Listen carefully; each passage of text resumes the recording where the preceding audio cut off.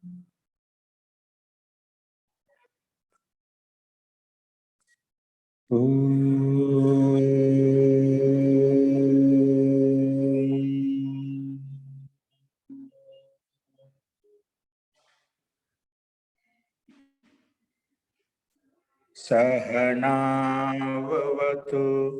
सहनौ भुनक्तु सह वीर्यं करवावहै तेजस्विनावधीतमस्तु मा विद्विषावहै।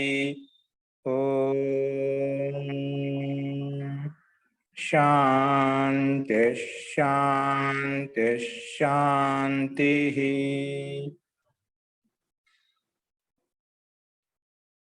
सर्वेभ्यो नमः। अंदरिकी नमस्कारम अंडी।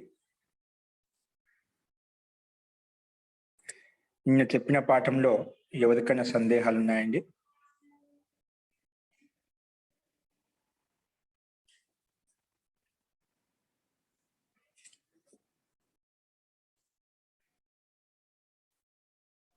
అస్తు మీరు సార్ యాక్చువల్ గా నిన్న చెప్తున్నారు సార్, చూసారా?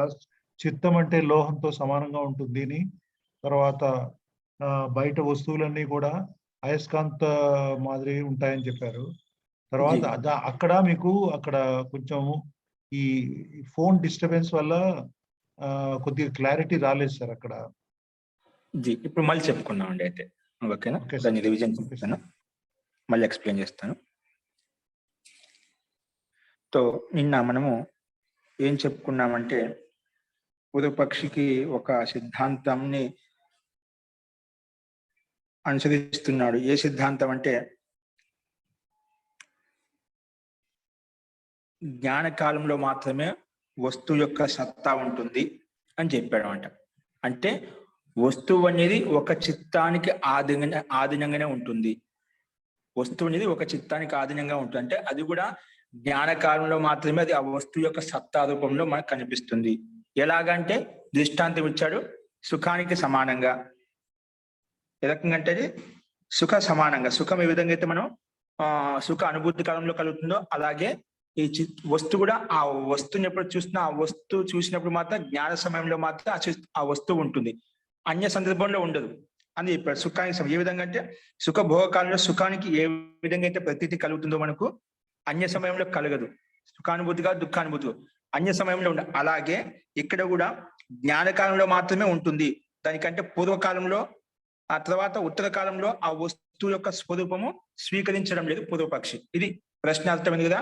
వస్తువు ఎప్పుడైతే చూస్తున్నామో ఆ సత్తా జ్ఞానకాలంలో మాత్రమే వస్తువు యొక్క సత్తా ఉంటుంది, అంతకంటే ముందు దాని తర్వాత ఉండదు. ఎందుకు? దానికి దృష్టాంతం ఇచ్చాడు. దృష్టాంతం ఇచ్చాడంటే సుఖానికి సమానంగా అని చెప్పి దృష్టాంతం ఇచ్చాడనమాట. సుఖకాలంలో అనుభూతి ఏ విధంగా ఉంటుందో ఆ సమయంలో ఉంటుంది అలాగే అని చెప్పి అని పూర్వపక్షి సిద్ధాంతం అట. ఎందుకంటే చిత్తము ఒక వస్తువుకి చిత్తం అనేది ఒక వస్తువుకి ఆధీనం అయిపోయింది అన్నమాట. అంటే ఒక వస్తువు ఒక చిత్తాధీనంగా ఉంది. అంటే వస్తువు అనేది ఒక చిత్తం అనేది ఒక వస్తువుని చూసినప్పుడు ఏదైతే జ్ఞానం కలిగిందో అదే వస్తువుని తీసుకుంటున్నామట. అలా తీసుకున్నాం కాబట్టి ఏ సమయంలో ఆ వస్తువుని చూస్తున్నామో ఆ వస్తువు మాత్రం అది పరిగణించబడుతుంది. ఆ వస్తువు ఎంత అది ఇంద్రియ గోచరం అవుతుంది, అది మాత్రం కనిపిస్తుంది. ఇంద్రియ గోచరం కానిది ఏదైతే ఉందో అది వస్తువు కాదు. అంటే ఈ సిద్ధాంతం ప్రకారం ఏదైతే జ్ఞానానికి చిత్తానికి సంబద్ధం అవుతుందో, చిత్తం ఏదైతే గ్రహిస్తుందో, ఎందుకంటే చిత్తం ఏది చూస్తుందో అదే ఆ విషయాన్ని గ్రహిస్తుందన్నమాట. ఆ ఏ విషయం గ్రహించి అదే వస్తువు, దాని తర్వాత వస్తువు లేదు. ఎందుకంటే క్షణికవాది యొక్క సిద్ధాంతం తర్వాత దాన్ని ఇంకా స్పష్టంగా ఎక్స్ప్లెయిన్ చేస్తారు ఇక్కడ. సో ఏ వస్తువు ఓ చిత్తం ద్వారా గ్రహించబడుతుందో అదే వస్తువు అని చెప్పి సిద్ధాంతం. కానీ దీనికి సమాధానం ఏం చెప్పుకున్నామంటే, ఇది చిత్తం అనేది స్వాతంత్ర్యంగా ఉంటుంది. ఒక్క వస్తువుకి ఆధీనంగా చిత్తం ఉండదు. చిత్తం అనేది స్వతంత్రంగా ఉంటుంది. ఆ వస్తువు యొక్క సంపూర్ణాన్ని గ్రహిస్తుందన్నమాట. ఇప్పుడు సమస్య ఎందుకు వస్తుంది? పూర్వపక్షి చిత్తం అనేది ఏ రకంగా మానసికంగా ఏ రకంగా ఉంటుంది అంటే, చిత్తం క్షణకాలంలో ఏ వస్తువు చూసి అదే సమయంలో ఉంటుంది, తర్వాత నష్టం అయిపోతుంది. తర్వాత క్షణం లేదు కాబట్టి అది మళ్ళీ చేసినా కూడా ఇంకో రకంగా ఉంటుంది అన్నమాట. అది ఆ చిత్తం కాదు, పూర్వంలో చూసిన చిత్తం కాదన్నమాట. అందుకే జ్ఞానానికి సంబంధం ఉన్న పూర్వ జ్ఞానానికి ఉత్తర జ్ఞానానికి సంబంధం ఉంది. ఎందుకంటే పూర్వావస్థ ఉత్తరావస్థ ఇతని పక్షంలో లేదు. ఎప్పుడైతే జ్ఞానకాలంలో ఏం చూస్తున్నావు అదే వస్తువు. కాబట్టి ఈ ఆయన యొక్క సిద్ధాంతం అట. అలా చేసినప్పుడు దోషయుక్తం అవుతుందని చెప్పి మనకి సిద్ధాంతి తస్మా స్వతంత్ర అర్థ సర్వ పురుష సాధారణ అని చెప్పామంటే ఇవి అందుకే చిత్తం అనేది స్వతంత్రంగా ఉంటే అన్ని పురుషుల్లో భిన్న భిన్న విషయాలను గ్రహిస్తూ వస్తువు యొక్క సంపూర్ణ జ్ఞానం గ్రహిస్తూ ఉంటుంది. ఒక విషయం కాదు, చిత్తం ఒక వస్తువు యొక్క జ్ఞానికి కాదు, ఆ చిత్తం అనేది స్వతంత్రంగా ఉండి అన్ని రకాలుగా చూస్తూ ఉంటుంది. ఆ చిత్తం యొక్క వస్తువు యొక్క స్వరూపాన్ని అన్ని విధాలుగా గ్రహిస్తుంది కూడా. దాని ఆ జ్ఞానం కూడా స్మృతి శక్తిలో ఉంటుంది కాబట్టి సంపూర్ణ జ్ఞానం కలుగుతున్నాడు. ఒక సమయంలో ఒకే చిత్తం యుక్తం కాదు. నువ్వు ఆ రకంగా ఒక సమయంలో ఒకే వస్తువుని చూస్తుంది చిత్తం అనుకున్నాం అనుకోండి, అప్పుడు అదే చిత్తం అనేది మళ్ళీ వేరే విషయంలో వేరే వస్తువులో యుక్తమైనప్పుడు మళ్ళీ పూర్వ వస్తువు యొక్క జ్ఞానం ఏమవుతుంది? పూర్వం ఏదైతే వస్తుందో ఆ వస్తువు యొక్క జ్ఞానం ఏమవుతుంది? అది నష్టం అయిపోయింది కదా.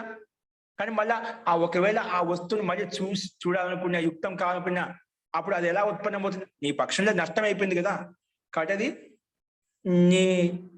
నీ సిద్ధాంతం ప్రకారం యుక్తి సంగతం కాదు, లోక విరుద్ధము, ఇది వ్యావహారికం కాదు.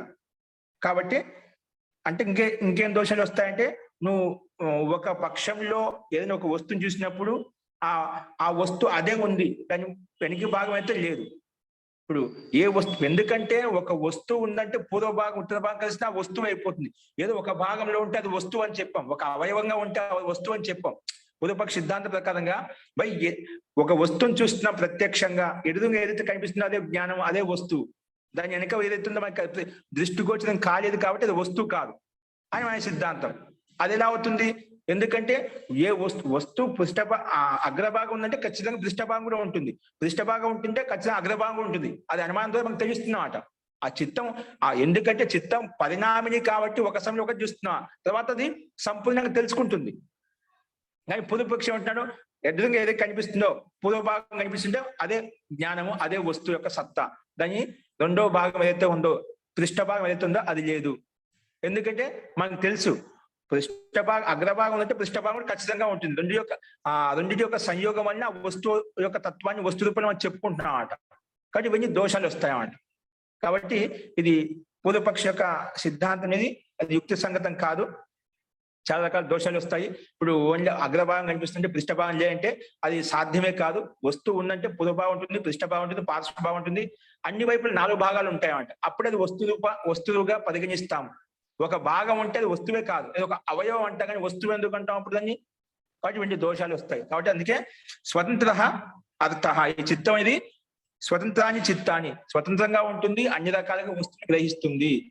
కాబట్టి ఒక విషయం ఒక వస్తువులో చిత్తం ఒక చోట కేంద్రీకృతమైంది, ఒకే చిత్త ఆధీనం అని చెప్పి చెప్పవద్దు, అది యుక్తి సంగతం కాదని చెప్పి సిద్ధాంతి మనకు ఈ సమాధానం ఇచ్చామట. ఎందుకంటే తయోహ సంబంధాలు ఉపలబ్ధి, ఆ చిత్తము ఆ వస్తువు యొక్క సంబద్ధమైనప్పుడే అది ఉపలబ్ధి కలుగుతుంది.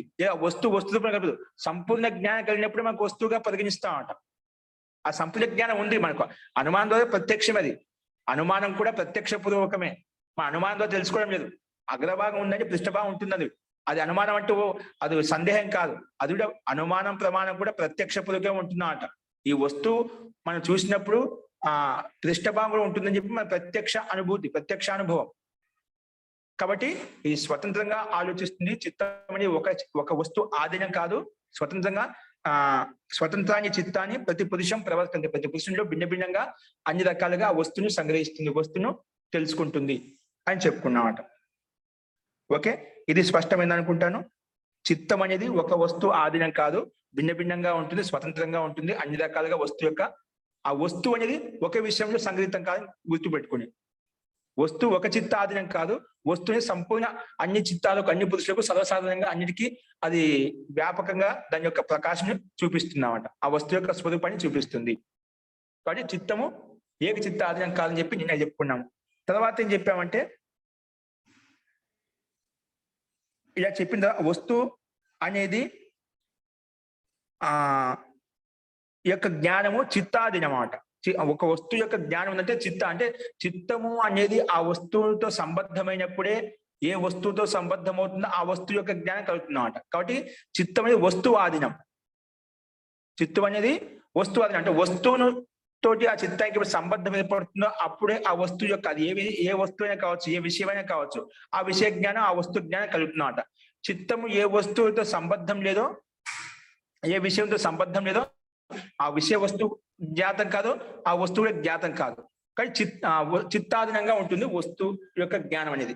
ఇది ఈ 17 సూత్రం చెప్పినాం. దానివల్ల అందుకే చిత్తము జ్ఞాత అజ్ఞాత విషయంతో యుక్తమై ఉన్నట్టు. అంటే ఆ వస్తువు యొక్క జ్ఞాత విషయం అజ్ఞాత విషయము చిత్తంలో ఉంటుంది. అంటే ఎప్పుడు ఏ వస్తువు సంబద్ధం అవుతుందో అప్పుడే జ్ఞాతం అవుతుంది, ఏ వస్తువు సంబద్ధం కదా అజ్ఞాతం అవుతుంది, తెలియదు అనమాట. అందుకే ఎందుకు అలా తెలియదంటే చిత్త పరిణామిని కాబట్టి, చిత్తం అనేది పరివర్తనశీల ధర్మం కలిగినది కాబట్టి దాంట్లో కలగదు. దానికి ఎగ్జాంపుల్ ఏమిచ్చారంటే అయస్కాంత మణికల్పం. అంటే అయస్కాంతాలను విషయాలతో పోల్చి చెప్పాడు ఇక్కడ. అదే విధంగా చిత్తాన్ని లోహంతో పోల్చి చెప్పామట. అంటే ఏ రకంగా అయితే విషయాలు అనేవి చిత్తంతో సంబద్ధమైనప్పుడే అది భోగాన్ని కల్పిస్తామట. విషయాలు చిత్తంతో యుక్తమైనప్పుడు ఆ చిత్తంపై ఆ ఆత్మకు ఆత్మను సంకేతిస్తామట. చిత్తంలో విషయం వచ్చిందంటే ఖచ్చితంగా ఆత్మకు తెలిసిపోతున్నాం అట. ఎందుకంటే ఆత్మకు అత్యంత దగ్గరగా చిత్తం ఉంటుంది. ఆ చిత్తమే ఆ విషయంతో సంబద్ధం అవుతుంది. ఇంద్రియాన్ని ప్రేరేపిస్తూ ఇంద్రియాలపై ఆ విషయంతో సంబద్ధమై ఆ విషయాన్ని సేకరిస్తూ ఉంటుంది. ఆ విషయాన్ని ఆ మనసుకు చిత్తానికి అందజేస్తుంటే చిత్తంపై ఆత్మకు అందజేస్తూ ఉంటుందంట. అంటే ఇవన్నీ సాధనంగా పనిచేస్తూ ఉంటాయి. కాబట్టి ఈ చిత్తంలో ఉన్నటువంటి విషయాలు కూడా సంబద్ధమైనప్పుడే, విషయాలు చిత్తంలో సంబద్ధమైనప్పుడే ఆ విషయం యొక్క జ్ఞానం సుఖానుభూతి దుఃఖానుభూతి కలుగుతున్నమాట. ఎందుకు చెప్పానంటే ఆ విషయాలని అయస్కాంతానికి సమానంగా, అయస్కాంతం ఏ విధంగా అయితే అవి లోహంతో పోల్చినటువంటి చిత్తం ఏదైతే ఉందో ఆ చిత్తంతో సంబద్ధమైనప్పుడే అప్పుడు ఆ విషయ పరిజ్ఞానం తెలుస్తుంది. సుఖ దుఃఖానుభూతి ఏదైనా కానీ కలుగుతుందన్నమాట. అందుకే ఈ రకంగా పోల్చి చెప్పాడు. ఎందుకంటే ఆ చిత్తం పరిణామ స్వరూపం కలిగింది కాబట్టి ఏ విషయాన్ని అయితే గ్రహిస్తుందో అది పరివర్తనపై చిత్తం కూడా ఆ విషయాకారంలో లీనమైపోతుందట. ఏ విషయం అయితే చిత్తం గ్రహిస్తుందో ఆ విషయాకారం అయిపోతుంది చిత్తం, ఆ విషయంతో యుక్తమైపోతున్నమాట. అంటే ఒక సమయంలో ఏ విషయంలో అయితే సంబద్ధమైందో, అంటే ఇప్పుడు మన చుంబకం అనేది కూడా అయస్కాంతం అనేది కూడా ఏ వస్తువు సంబద్ధమైందో అదే వస్తువు ఉంటుంది కదా. అయస్కాంతానికి ఆకర్షించిన శక్తి వస్తువులు పదార్థాలు చాలా ఉండొచ్చు. అంటే ఏ సమయంలో ఏ సందర్భంలో అయితే ఏ విషయంతో యుక్తమైందో అయస్కాంతం ఇది, అప్పుడు అదే విషయం గ్రహిస్తున్నాడు. ఇలా కూడా అయస్కాంతం అనేది విషయం అనేది అయస్కాంత విషయాలతో పోల్చి చెప్పినాం కాబట్టి అయస్కాంతం అనేది చిత్తంతో సంబంధమైనప్పుడు, లోహతత్వంతో అంటే లోహంతో పోల్చి చెప్పిన చిత్తాన్ని దాని సంబంధమైనప్పుడు ఏ విషయంలో గ్రహిస్తుందో అదే విషయం గ్రహిస్తుంది. భిన్న భిన్న విషయాలు మారుతూ ఉంటుంది కదా. ఎందుకు చిత్తం యొక్క ధర్మం పరివర్తనమైంది కాబట్టి ఆ విషయాన్ని గ్రహిస్తున్నామట. భిన్న విషయంలో ఒకే సమయంలో అంతా ఆ విషయ పంచభూతాల యొక్క విషయాలు ఏవైతే ఉన్నాయో అన్ని ఒకే సమయం గ్రహించబడవు. ఒక సమయంలో అది రూపేంద్రియంలో కావచ్చు, స్పర్శేంద్రియంలో కావచ్చు, ఇంకా శబ్దేంద్రియంలో కావచ్చు, ఎక్కడో ఒక చోట ఉంటుందన్నమాట. ఒక విషయంలో యుక్తమై ఉంటామట. ఎందుకంటే ఒకే సమయంలో చిత్తము అన్నిటిని గ్రహించలేదు కాబట్టి, ఆ సామర్థ్యం లేదు కాబట్టి. ఎందుకు చిత్తం పరిణామిని అంటే పరివర్తనశీలమైనటువంటిది. అందుకే వస్తువు యొక్క జ్ఞాత విషయం అజ్ఞాత విషయం అనేది వాటి యొక్క సంబద్ధాన్ని బట్టి ఉంటుంది. కాబట్టి అయస్కాంతానికి సమానంగా విషయాలు ఏవైతే ఉన్నాయో అవి చిత్తంతో సంబద్ధమైనప్పుడు, చిత్తంతో యుక్తమైనప్పుడు మాత్రమే ఆ విషయ జ్ఞానం, ఆ వస్తు జ్ఞానం తెలుస్తుంది. ఆ విషయాలంటివి చిత్తంతో యుక్తం కానప్పుడు అవి ఆ విషయ పరిజ్ఞానం తెలియదు అని అక్కడ ఆ విషయం చెప్తామండి. ఇది ఆ సూత్రం యొక్క తాత్పర్యం. అంటే ఊరికి కేవలం పోల్చి చెప్పాడు. అయస్కాంతం లోహతత్వంతో కలిసినప్పుడే, అంటే అయస్కాంతం ప్రభావం దాని యొక్క శక్తి యొక్క ప్రభావం ఎప్పుడు తెలుస్తుందండి? అది లోహాన్ని సంగ్రహించుకున్నప్పుడే, ఆ సంబద్ధమైనప్పుడే దీంట్లో ఆ శక్తి ఉందని తెలుస్తుందన్నమాట. అలాగే విషయాలు కూడా చిత్తంతో యుక్తమైనప్పుడు, సంబద్ధమైనప్పుడే ఆ సుఖానుభూతి దుఃఖానుభూతి ఆత్మకు అందజేస్తుంది. కాబట్టి ఆ సుఖ దుఃఖానుభూతి దీంట్లో ఈ విషయం ఈ రకంగా తెలుస్తుంది అన్నమాట. అందుకే ఈ రకంగా పోల్చి చెప్పాడు అన్నమాట. జీ బాబు గారు. అర్థమైంది సార్. సో ఇక్కడ చిత్తాన్ని చెప్పినాం, పరిణామిని అని చెప్పాం. 17వ సూత్రంలో వస్తునః జ్ఞాత అజ్ఞాత స్వరూపత్వాత్ పరిణామిని చిత్తం. ఎందుకంటే విషయం జాత విషయాలు అజ్ఞాతం అంటే అన్ని తెలియవంట చిత్తానికి. ఎప్పుడు ఏ విషయంతో అయితే సంబద్ధం అవుతుందో అదే విషయం తెలుస్తుందన్నమాట. అందుకే ఎప్పుడైతే తెలియదు ఆ సంబద్ధం ఆ విషయం జాతమైంది, ఆ సంబంధం అజ్ఞాతం అయిపోయిందంట. ఆ వస్తువు యొక్క స్వరూపం జాతం కాదంటే తెలియలేదు అనమాట. అందుకే చిత్తం ఎందుకు అలా జరిగింది? పరిణామిని కాబట్టి, పరివర్తనశీల ధర్మం అతని ఆ చిత్తంలో ఉంది కాబట్టి. ఇప్పుడు ఏమంటున్నాడు? యస్యతు నిత్య అవతరిక నెక్స్ట్ సూత్రం చూడండి.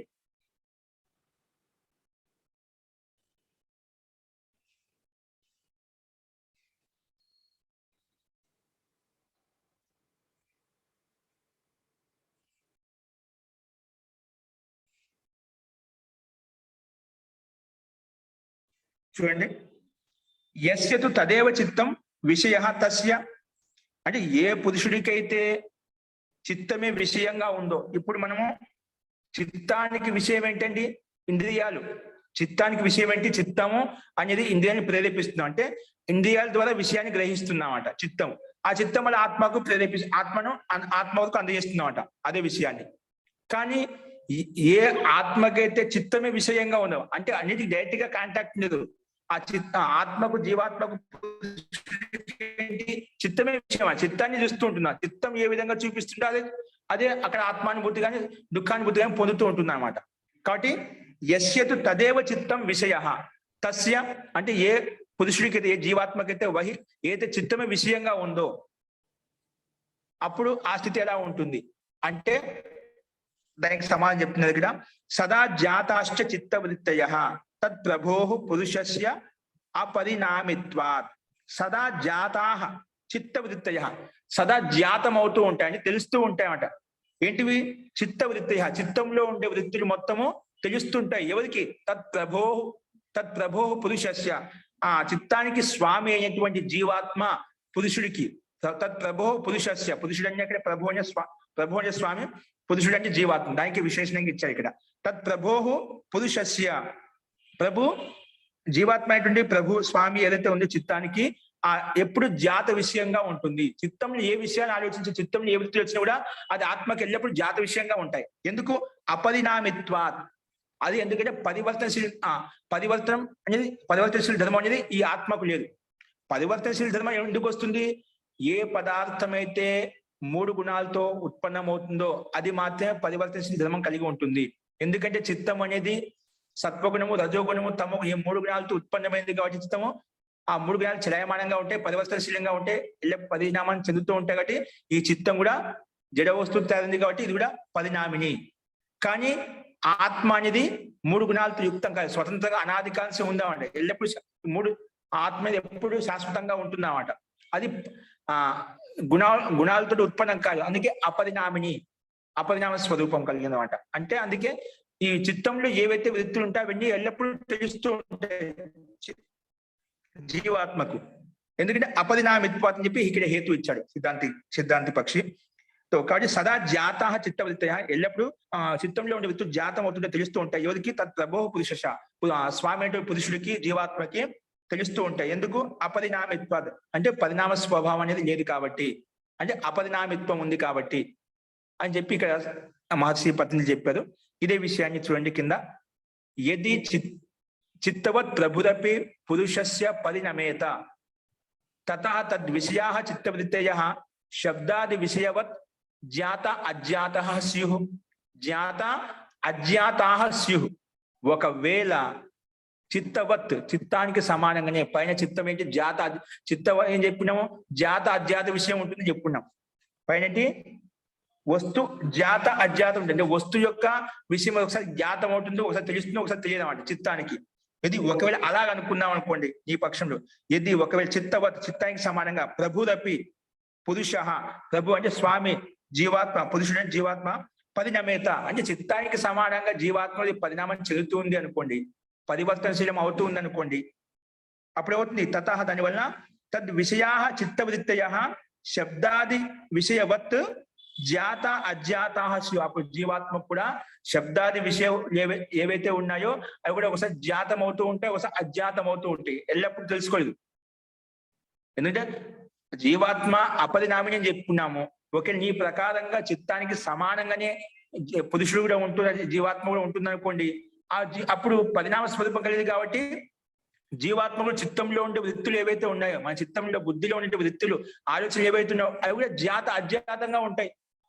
అవి యుక్తం ఒక సమయంలో ఒకటే యుక్తం, ఒకే విషయంతో సంబంధం ఉంటే ఏ విషయం సంబంధం ఏ విషయంతో సంబద్ధమైంది అదే విషయం తెలుస్తుంది, ఏ విషయంతో సంబద్ధం కాలేదు ఆ విషయం తెలియదు అనమాట. కాబట్టి అప్పుడు ఈ పురుషుడు కూడా జీవాత్మ కూడా జాత అజ్ఞాత విషయంలోకి అయిపోతుంది. అది మనకు సిద్ధాంతం యుక్తం కాదు, అది సిద్ధాంత విపరీతమైంది అనమాట. అందుకే ఒకవేళ అలా అనుకుంటే ఏది చిత్తవ చిత్తానికి సమానంగా ప్రభురపి స్వామి స్వామి అటువంటి పురుషుడు కూడా పరిణమిస్తేగిన తత దాని వల్ల ఏమవుతుంది, తద్ విషయా చిత్తవృత్తి, దానికి విషయమైనటువంటి చిత్తానికి విషయమే తద్ విషయం అంటే ఆ జీవాత్మక విషయమైనటువంటి చిత్తవృత్తులు అనేటివి శబ్దాది విషయా శబ్దాది విషయవత్ జాత అజ్ఞాతాసు జాత అజ్ఞాతంగా ఉంటాయి. కాబట్టి అలా కాదు, వాస్తవంగా అలా కాదు. ఎందుకు? సదా జాతత్వం తు మనసః తత్ ప్రభో పురుషస్య. ఎందుకంటే అలా అంటే అలాంటి స్థితి లేదమంటారు. ఎందుకు? జీవాత్మ అనేది మనసులో ఉండే చిత్తంలో ఉండే వృత్తులు ఎల్లప్పుడూ జాతం అవుతూ ఉంటాయి. చిత్తంలో ఎటువంటి ఆలోచనలు వచ్చినా మానసికంగా మనం ఆలోచన చేశామంటే ఆత్మకు తెలుస్తుంది, అంటే ఆత్మనే ప్రేరేపిస్తుంది. కాబట్టి చిత్తంలో ఉండే వృత్తులు ఏవైతే ఉన్నాయో అవి ఎల్లప్పుడూ తెలుసు. ఎందుకంటే జీవాత్మ అన్ని ఆలోచిస్తుంటే చిత్తానికి ప్రేరేపిస్తూ ఉంటుంది అన్నమాట. అత్యంత సాధనంగా ఉంటుంది. ఇవన్నీ కూడా ఆలోచనలు ఆత్మకు ఉండే కోరికలు ఆకాంక్షలు కాబట్టి ఇవన్నీ కూడా చిత్తాన్ని ఎప్పుడు చూస్తూ ఉంటుంది. అందుకే జాత విషయము అంటే ఎల్లప్పుడూ అన్ని విషయాలు తెలుస్తూ ఉంటాయి, జాతత్వంగా ఉంటాయి. అందుకే సదా జాతత్వం టు మనసుని ఎల్లప్పుడూ మనసులో ఉండే వృత్తులు చిత్తవృత్తులు అన్ని ఎల్లప్పుడూ తెలుస్తూ ఉంటాయి. ఎవరికి? ప్రభో పురుషస్య, ప్రభు స్వామి జీవాత్మకి. ఎందుకు? అపరిణామిత్వం అనుమాపయతి అంటే ఇలా అన్ని విషయాలు ఎల్లప్పుడూ తెలుస్తూ ఉంటాయి కాబట్టి ఇది అపరిణామిని అని చెప్పి మనకు అనుమానం ద్వారా సిద్ధమవుతుంది. అనుమాన ప్రమాణం ద్వారా మనం అర్థం చేసుకోవచ్చు అని చెప్పి అపరిణామిత్వం అనుమాపయతి, అపరిణామిత్వాన్ని మనకు సిద్ధింపజేస్తుంది. అంటే చిత్తం పరిణామినిగా ఉంటుందా లేదా అపరిణామినిగా ఉంటుందా అనేది మనకు దీని ద్వారా తెలుస్తుందన్నమాట. ఏ రకంగా అపరిణామి అనేది ఎల్లప్పుడూ ఆత్మకు చిత్తంలో ఉండే ఎల్లప్పుడూ తెలుస్తూ ఉంటాయి కదా, ఎప్పుడు జాత విషయంగా ఉంటుంది కాబట్టి అపరిణామిని అని చెప్పి మనం సిద్ధిస్తున్నామట. అనుమానం ద్వారా కూడా మనం అనుమాన ప్రమాణం ద్వారా కూడా అర్థం చేసుకుంటున్నామట. ఎందుకంటే సదా అన్ని వృత్తులు కూడా స్వామి జీవాత్మకి అన్ని తెలుస్తూ ఉంటాయి, జాత విషయం అనేది తెలుస్తూ ఉంటుంది అని చెప్పి ఇక్కడ మనకు అపరిణామిత్వం అనేది మనకు స్పష్టంగా కనిపిస్తుంది. ఎందుకంటే పరిణామికి ఒక వాక్యం చెప్పంటే ఏదైతే గుణాలతో ఉత్పన్నం అవుతుందో అది పరిణమిస్తూ ఉంటుంది, ఏదైతే గుణాలతో ఉత్పన్నం కాదో అది అపరిణామినిగా ఉంటుంది. కాబట్టి ఆత్మ అనే జీవాత్మ అనేది గుణాలతో ఉత్పన్నం కాలేదు. ఎందుకంటే గుణాలతో ఏదైతే ఉత్పన్నం అవుతుందో జడ వస్తువు అన్నమాట. ఎందుకంటే ప్రకృతి జడ వస్తువు కాబట్టి జడ వస్తువుతో ఉత్పన్నమైనటువంటి పదార్థంలో జడ వస్తువునే ఉంటుంది. దాంట్లో చైతన్యత్వం ఉండదు అన్నమాట, చైతన్యత్వం ఉండదు. కాబట్టి చైతన్యత్వం ఉండదు కాబట్టి పరిణామిని అని చెప్పాం. ఏదానికైతే చైతన్యత్వం ఉంటుందో అపరిణామిని అది చేతనాత్మ, అపరిణామిని చేతనాత్మ, పరిణామిని చేతనత్వం ఉండదు ఎవరికి? చిత్తానికి. అందుకే అచేతన్. పరిణామిని అచేతనత్వము, అపరిణామిని చేతనత్వం. కాబట్టి జీవాత్మ అపరిణామిని చేతనత్వం ఉంటుంది. అంటే చేతనత్వ శక్తి ఉన్నప్పుడే దాంట్లో పరిణామాన్ని కలుగుతున్నాం. చేతన తత్వం లేకుండా జడ వస్తువుకి సత్తా అంటూ ఉండదు అనమాట. అంటే తనకే తాను ఏదైనా చేయాలని చేయలేమండి. అంటే ఆ శక్తి ఆ సామర్థ్యం లేదు కాబట్టి, చేతనత్వం లేదు కాబట్టి చేతనత్వం ద్వారానే జడ వస్తువుకి ఉపయోగిత అనేది ఉంటుంది అన్నమాట.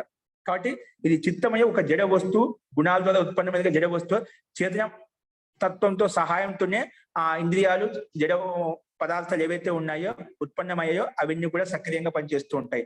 చేతన ప్రేరణ లేకుండా ఈ జడ వస్తువులు ఏవి పనిచేయవు. కాబట్టి ఈ మనకు ప్రక్రియ చెప్పుకున్నాం. ప్రకృతి వలన అంటే ప్రకృతి మూల జడ వస్తువే. ప్రకృతి వలన సత్వగుణము, రజోగుణము, తమగుణము, సామ్య అవస్థ ప్రకృతి అని చెప్పుకున్నాము. ఈ మూడు గుణాల వల్లనే మహాతత్వం ఏర్పడింది. మహాతత్వం వల్ల అహంకారము, ఈ అహంకారం వల్లనే పంచ జ్ఞానేంద్రియాలు, పంచ కర్మేంద్రియాలు ఏర్పడ్డాయి. అంటే ఈ పంచ జ్ఞానేంద్రియాలు, పంచ కర్మేంద్రియాలు తర్వాత ఒక మనసు ఏర్పడింది. దానివల్లనే ఇంకా తన్మాత్రలు కూడా ఏర్పడ్డాయి. అహంకారం వలన తన్మాత్రలు కూడా ఏర్పడ్డాయి. అంటే శబ్ద స్పర్శ రూప రస గంధాలు కూడా ఏర్పడ్డాయి. ఆ శబ్ద స్పర్శ రూపరస గంధాల వల్ల మళ్ళీ పంచమహాభూతాలు ఏర్పడ్డాయి. ఈ పంచమహాభూతాల వల్ల ఈ శరీరం ఏర్పడింది మనకు. ఈ శరీరం అంతా కూడా ఏర్పడింది. అంటే ఈ శరీరం అంతా కూడా జీవాత్మని పక్కన పెట్టింది. ఇవన్నీ జడ వస్తువులతో ఉత్పన్నమైంది కాబట్టి దీంట్లో చైతన్య తత్వం లేదు. దీంట్లో దాని స్వయం సామర్థ్యం లేదు, కదలికలకు సామర్థ్యం లేదు అన్నమాట. స్వయం చలయమానంగా ఉండటానికి దాన్ని చలయమానం చేసే జీవాత్మ. అందుకే జీవాత్మ ఉన్నంతసేపే ఈ శరీరంలో గతి ఉంటుంది. జీవాత్మ వెళ్ళిపోయిందంటే శరీరంలో అన్ని హృష్టపుష్టంగా ఉన్నప్పుడు కూడా దాంట్లో గతి ఉండమాట. అంటే చేతనాత్మ ఉన్నప్పుడే ఈ జడ భౌతిక పదార్థం తోటి దాంట్లో కదలిక ఉంటుంది. కాబట్టి ఇది మనకు అపరిణామం అని చెప్పి మనకు అందుకే చెప్పామంట. దాన్ని ఏదైతే గుణాలతో ఉత్పన్నమవుతుందో అది పరివర్తన ధర్మం కలిగింది కాబట్టి అది పరిణమిస్తూ ఉంటుంది. కాబట్టి దానికి దీనికి మనం తేడా ఏ రకంగా చూసుకోవాలి. గుణాలతో ఉత్పన్నమైన దానికి చైతన్యత్వం ఉండదు. గుణాలతో ఉత్పన్నంగా స్వతహా ఏదైతే ఉందో అది అపరిణామని చైతన్యత్వం ఉంటుంది. ఆ చైతన్యత్వం కేవలం జీవాత్మకి పరమాత్మకి మాత్రమే ఉంటుంది. ప్రకృతి జడ తత్వం కాబట్టి ఆ పరమాత్మకి సహాయంతో జీవాత్మకి సహాయంతో ప్రకృతి అనేది పరిణమిస్తూ ఉంటుంది, పరిణామం చెందుతూ ఉంటుంది. కాబట్టి ఈ రకంగా మనం ఇక్కడ చెప్పుకున్నామండి. కాబట్టి దీనికి తాత్పర్యం అంటే చిత్తం అనేది చిత్తంలో ఉండే వృత్తులన్నీ కూడా జీవాత్మ ప్రభుకి స్వామికి ఎల్లప్పుడూ జాత విషయంగా ఉంటాయి. ఎందుకంటే అపరిణామి అని చెప్పి మనం దీనికి ముఖ్య సమాధానం చెప్పుకున్నాం. అదే విషయాన్ని కూడా భాష్యంలో కూడా అదే విధంగా చెప్పారు. ఇప్పుడు నెక్స్ట్ చూడండి, ఇదే విషయంలో మళ్ళీ ఒక వ్యక్తి సందేహం చూపిస్తున్నారు ఇక్కడ. ఏ రకంగా అంటే ఇప్పుడు ఏం చెప్పాం, చిత్తంలో ఉండే వ్యక్తి ఎల్లప్పుడు జాత విషయము అంటే ఆత్మకే ద్వారా అన్ని విషయాలు తెలుస్తూ ఉంటాయి, ఆత్మకు అన్ని విషయాలు తెలుస్తూ ఉంటాయి. కానీ ఇదే విషయంలో ఒక పూర్వపక్షం మళ్ళీ ఏ రకంగా శంక ప్రశ్న సందేహం వ్యక్తం చేస్తున్నారంటే స్యాత్ ఆశంక. ఏంటండి స్యాత్ ఆశంక ఏంటి? చిత్తమేవ స్వభాసం విషయాభాసం చ భవిష్యతి అగ్నివత్. ఒక దృష్టాంతం ఇచ్చాడు, ఆశంక వ్యక్తపరుస్తున్నాడు. ఏంటి? అగ్నికి సమానంగా చిత్తం అనేది స్వయం ప్రకాశం ఇస్తుంది, విషయాన్ని స్వయంగా గ్రహిస్తుంది, విషయాన్ని స్వప్రకాశంగా ఉంటుందన్నమాట.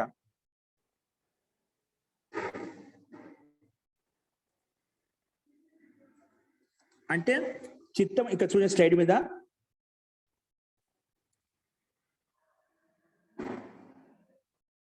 స్యాత్ ఆశంక చిత్తమేవ స్వభాసం విషయాభాసం చ భవిష్యతి అగ్నివత్. అగ్నికి సమానంగా అంటే ఒక పొదుపక్ష ఆశంక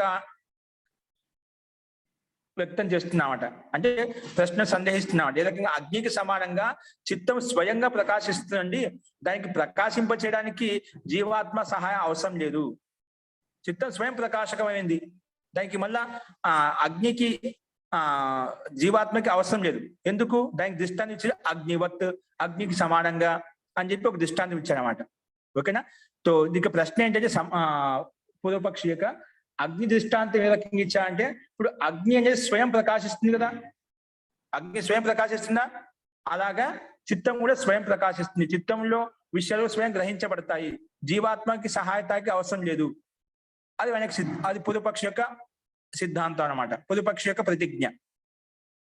ఏ విధంగా అయితే అగ్ని స్వయం ప్రకాశిస్తుందో, ప్రకాశించి వస్తువుని గ్రహిస్తుందో, అలాగే విషయాలను కూడా గ్రహిస్తుంది. కాబట్టి స్వయం ప్రకాశితమైంది చిత్తము, జీవాత్మకి అవసరం లేదు, జీవాత్మకి సహాయత అవసరం లేదు అని చెప్పి పూర్వపక్షి వ్యక్తపరిచామంట. కానీ దానికి సమాధానం ఏం చెప్పాడు సిద్ధాంతి? నా తత్ స్వాభాసం, నా తత్ స్వ ఆభాసం. ఎందుకు? దీనికి కారణం ఏం చెప్పాడు సిద్ధాంతి? దృశ్యత్వాత్. ఏం చెప్పండి హేతు? అది నా స్వాభాసం, చిత్తం అని తత్ నా స్వ ఆభాసం, చిత్తము స్వయం ప్రకాశితమైంది కాదు. ఎందుకు? ఏంది కారణం ఏంటంటే దృశ్యత్వాత్. ఆ దృశ్య జగత్ అంటే, దృశ్యం అంటే ప్రకృతి నుండి ఉత్పన్నమైంది కాబట్టి, ఈ చిత్తం అనేది గుణాల ద్వారా ఉత్పన్నమైంది కాబట్టి అది స్వయం ప్రకాశితమైంది కాదు. స్వయం ప్రకాశించే శక్తి ఇక్కడ ఆత్మకే ఉంటుంది, చేతన ఆత్మకే ఉంటుంది. అది చిత్తానికి ఉండదు. చిత్తం జడ వస్తువు, దాంట్లో చేతనత్వం ఉండదు కాబట్టి అది పరిణామిని అని చెప్పి ఈ సిద్ధాంతం చెప్పామట. దృశ్యత్వం, దృశ్యం కావచ్చు. దృశ్యం అంటే ఏమిటి? ప్రకృతి ద్వారా ఉత్పన్నమైన వస్తువు ఏదైతే ఉందో, ఈ దృశ్య జగత్తు ఏదైతే కనిపిస్తున్నాయి ఇవన్నీ కూడా పరిణామిని స్వభావం కలిగినటువంటి అంట, పరివర్తన ధర్మం కలిగినటువంటివి. ఎందుకంటే గుణాలతో ఉత్పన్నమయ్యాయి కాబట్టి. కాబట్టి ఇది హేతు సిద్ధాంతం ఇచ్చారన్నమాట. ఇదే విషయాన్ని చూడండి ఏ రకంగా ఇచ్చాడో ఇక్కడ వ్యాస భాష్యంలో. ఇప్పుడు స్పష్టమైనగా చూద్దాము. నా తత్ స్వాభాసం, ఆయన ప్రశ్న ఏ రకంగా ఇచ్చాడు? స్యాత్ ఆశంక చిత్తమేవ స్వభాసం, చిత్తమే స్వయం ప్రకాశింపజేస్తుంది, ఇంకా విషయాభాసం విషయాన్ని కూడా గ్రహిస్తుంది. ఏ రకంగా అగ్నివత్ అని చెప్పి దృష్టాంత ప్రశ్న సందేహం వ్యక్తపరిచాడు. దానికి సమాధానంగా సిద్ధాంతి నా తత్ స్వభాసం, అది స్వయం ప్రకాశితమైనది కాదు చిత్తము. ఎందుకు? దృశ్యత్వ దృశ్యం కావడం వలన, అంటే ప్రకృతి ఉత్పన్నం కావడం వలన ఇది. ఎందుకంటే జడ పదార్థంతో ఉత్పన్న పదార్థం ఏదైతే ఉందో అది జ్ఞానవానం కాదు, దాంట్లో జ్ఞానం ఉండదు అంట, చైతన్యత్వం ఉండదు అన్నమాట. ఏ రకంగా అంటే ఘట పటాది అంటే కుండాలు, మన ఘటం అంటే కుండ, ఏవైతే వస్త్రాలు ఇవన్నీ ఉన్నాయో అవి జడ వస్తువు పదార్థాలు. సో వాటిలో జ్ఞానం ఉంటుందండి.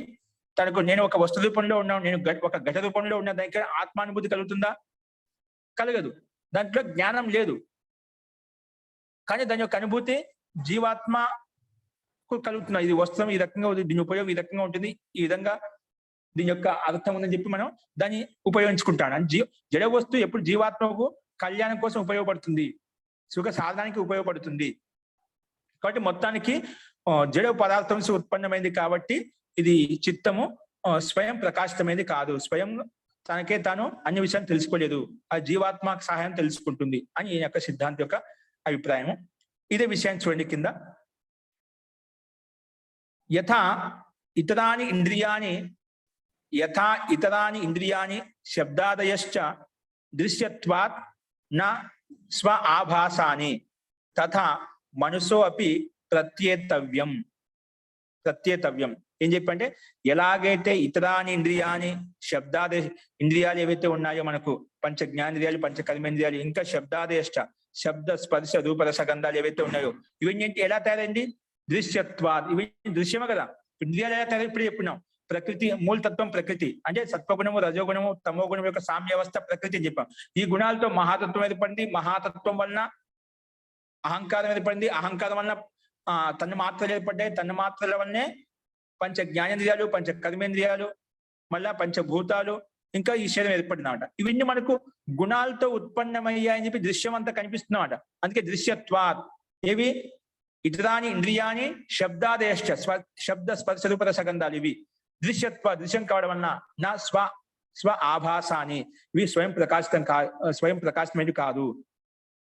తథా అలాగే మనసు అభి ప్రత్యేతమే, అలాగే మనసు కూడా, ఈ చిత్తం కూడా, మనసు అంటే చిత్తం రెండు ఒకటే.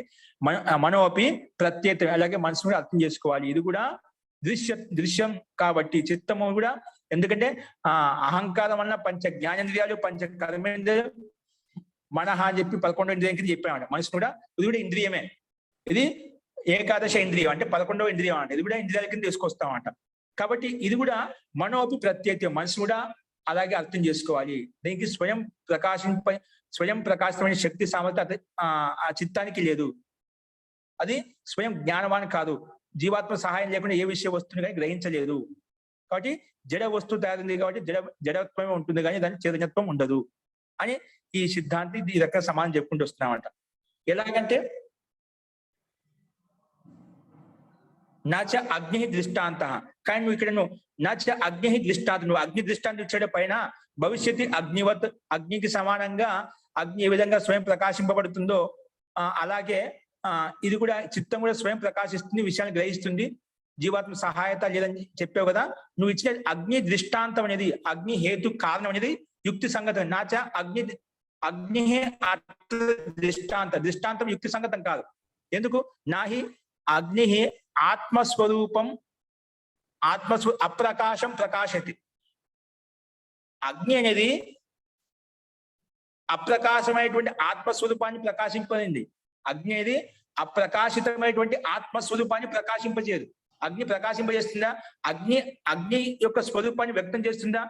అది జీవాత్మ వెళ్ళి అది ప్రకాశింప చేసినప్పుడు ఆ ప్రకాశం ఇది వస్తు సంయుక్తం అవుతుంది. స్వయం ప్రకాశితం కాలేదు. అది మనిషి జీవాత్మ యొక్క సహాయం చేత ప్రకాశింపబడింది అన్నమాట. స్వయం ప్రకాశితం కాదు. ఇప్పుడు మన లౌకికంగా చూసుకున్నాం, ఒక దీపం ఉంది, అగ్ని రూపంలో ఉంది, అగ్ని స్వరూపంలో ఉంది. కానీ ఆ అగ్ని యొక్క స్వయం వెలిగించేటువంటి స్వయం అది వెలిగే శక్తి సామర్థ్యం దాన్ని జీవాత్మకి సహాయం చేత అది ప్రకాశం అందిస్తుంది. ఇప్పుడు ఇంట్లో బల్బులు ఉంటాయండి, అది విద్యుత్ అంతా ఉంది, మనం పోయి స్విచ్ చేసేంత వరకు ఆ ప్రకాశిస్తుందా? అంటే జీవాత్మ యొక్క సహాయం కూడా కావాలి. అది స్వయం దాని ఆ శక్తి సామర్థ్యం ఉంది, కానీ ఆ శక్తిని బయటికి తీసేటువంటి శక్తి సామర్థ్యం జీవాత్మ చైతన్యాత్మకే ఉంటుంది, స్వయంకి ఉండదు. నాలో విద్యుత్ ఉందని చెప్పి తెలియదు, ఆ విద్యుత్ యొక్క శక్తి సామర్థ్యం కనుక్కొని జీవాత్మ సహాయం చేత అది ప్రకాశిస్తుందన్నమాట. కాబట్టి అక్కడ మనిషి యొక్క సహాయం, జీవాత్మ చైతన్యాత్మ యొక్క సహాయం ఖచ్చితంగా అనివార్యము. అందుకే నహి అగ్ని ఆత్మస్వరూపం అప్రకాశం ప్రకాశితే, అప్రకాశం ఆత్మస్వరూపాన్ని ప్రకాశింపదు. అయితే అంటే ఆత్మ ద్వారా అయితే ప్రకాశింపబడుతుందో అప్పుడు ఆ ప్రకాశించినప్పుడు అక్కడ ఉన్నటువంటి విద్యమానంగా ఉన్నటువంటి వస్తువులు కూడా ప్రకాశిస్తాయన్నమాట. అంటే ఆ జీవాత్మ చైతన్యాత్మకి సహాయం చేసి ఇవన్నీ ప్రకాశించాయి. అంటే వస్తువు ఏవైతే అక్కడ ఉన్నాయో ఆ వస్తువుని అవి మనకు వ్యక్తం అవుతాయి, కనిపిస్తాయి అన్నమాట. కానీ ఇదంతా చైతన్యాత్మ సహాయంగానే జరిగింది. కాబట్టి ఈ అగ్ని దృష్టాంతం స్వయం ప్రకాశించదు, అప్రకాశం ఆత్మస్వరూపాన్ని ప్రకాశించదు, ఏదో ప్రకాశించదు దాన్ని మాత్రం ప్రకాశింపజేస్తుంది. కాబట్టి ఎలా ప్రకాశింపజేస్తుంది ఇంక చెప్తున్నామట. ప్రకాశ్యం చ అయం ప్రకాశం చ అయం, అంటే ఈ ప్రకాశం ఎలా వస్తుందంటే ప్రకాశ్య ప్రకాశక సంయోగే దృష్ట. ప్రకాశ్య ప్రకాశక, ప్రకాశక ఇక్కడ జీవాత్మ, ప్రకాశ్యం అంటే ఆ ప్రకాశ్య వస్తు అంటే ఆ విద్యుత్ ఏదైతే ఉందో అది.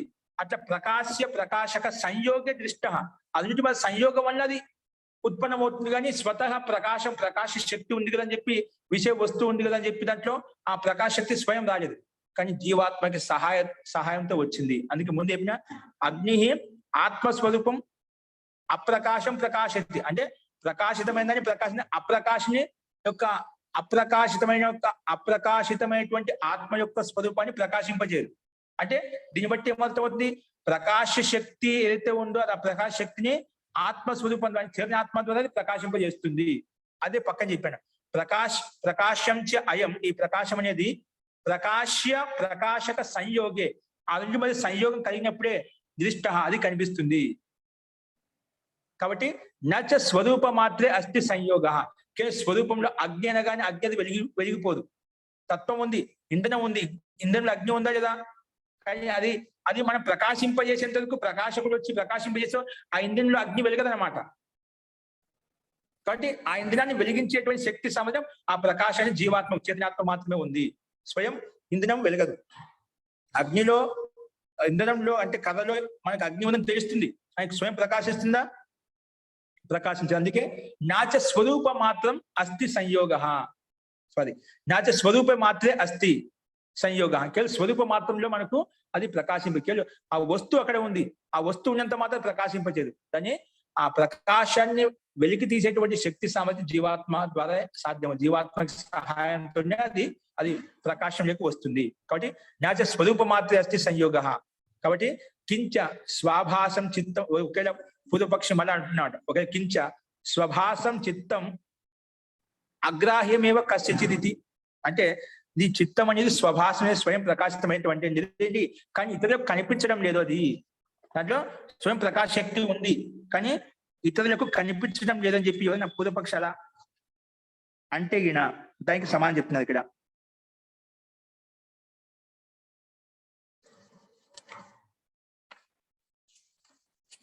చూడండి ఇక్కడ, అంటే పూర్వపక్షి ఒకవేళ ఇలా అనుకున్నాను, చిత్తం స్వయం చేతనమైంది, స్వప్రకాశితమైనటువంటిది, కానీ వేరే చిత్తం ద్వారా గ్రహించాల్సిన అవసరం లేదు. కించ స్వభాషం చిత్తం స్వ ఆభాసం చిత్తం, స్వయం ప్రకాశితమైంది చిత్తం, కాబట్టి అగ్రాహ్యమేవ కస్యచిత్, అంటే వేరే ఆత్మకి సహాయత లేదు, మనం ముందు చెప్పుకున్నదా అని ఇక్కడ పూర్వపక్షం అంటున్నామాట. అంటే ఒకవేళ అలా అంటున్నా, అన్య ఆత్మ ద్వారా ప్రకాశింప చేయడానికి అవసరం లేదు, స్వ ఆభాసం చిత్తం స్వయం ప్రకాశితవంతమైంది, అగ్రాహ్యమేవ కస్యచిత్ చిత్తస్య, అంటే వేరే చేతన ఆత్మకి సహాయత అవసరం లేదు ఇది శబ్దాత్ అని ఒకవేళ అలా అంటే పూర్వపక్షి అలా చేసిన ఎట్లా దానికి ఉదాహరణ కూడా ఇస్తున్నామట. కస్యచిత్ అంటే వేరే ఆత్మకి చేతన ఆత్మకి అవసరం లేదు ఇది శబ్దార్థ. ఎలాగంటే తద్యత స్వాత్మ ప్రతిష్టం ఆకాశం నా పర ప్రతిష్టం ఇత్యర్థ. ఇప్పుడు ఈ ఆకాశం అనేది స్వయం ప్రతిష్టమైంది, స్వాత్మ ప్రతిష్టం ఆకాశం, ఈ మనకైతే దృశ్య జగత్తులో ఆకాశం కనిపిస్తుందో అది స్వయం ప్రతిష్ఠితమైంది, నా పర ప్రతిష్టం ఇత్యర్థ. అంటే స్వయం ప్రతిష్టమైతే పద ప్రతిష్టం, వేరే ఆత్మకి అవసరం లేదు. వేరే ఆత్మకి అవసరం లేక స్వయం ప్రకాశింపజేస్తుంది. ఇప్పుడు వైజ్ఞానికులు అంటారండి, ఇదంతా కూడా ఆ కర్త, ఈశ్వరుడు, పరమాత్మ వంటి ఏమి లేవండి. స్వయం ఈ ప్రకృతి మొదటి నుంచే ఉంది, గతిశీలిగా విద్యమానంగా చలాయమానంగా ఉంటుంది. ఏ ఆత్మ పరమాత్మకి అవసరం లేదు ఇక్కడ. అంటే అన్ని స్వయంగా నిర్మితమై అయిపోయాయి. ఇది ఒక విస్ఫోటనం జరిగింది. ఆ విస్ఫోటనం జరిగిన తర్వాత అన్ని అది క్రమంగా నడుస్తూ ఉన్నాయి. దీనికి నడిపించడానికి పంచభూతాలు తయారు చేయడానికి ఇవన్నీ ఏ అవసరం లేదని చెప్పి కొంతమంది వైజ్ఞానిక సిద్ధాంతం ఇప్పుడు అదే విధంగా అనుకుంటారు. కానీ ఇక్కడ అలా మనకి ప్రత్యక్షం అవుతుంది. ఇక్కడ చూడండి,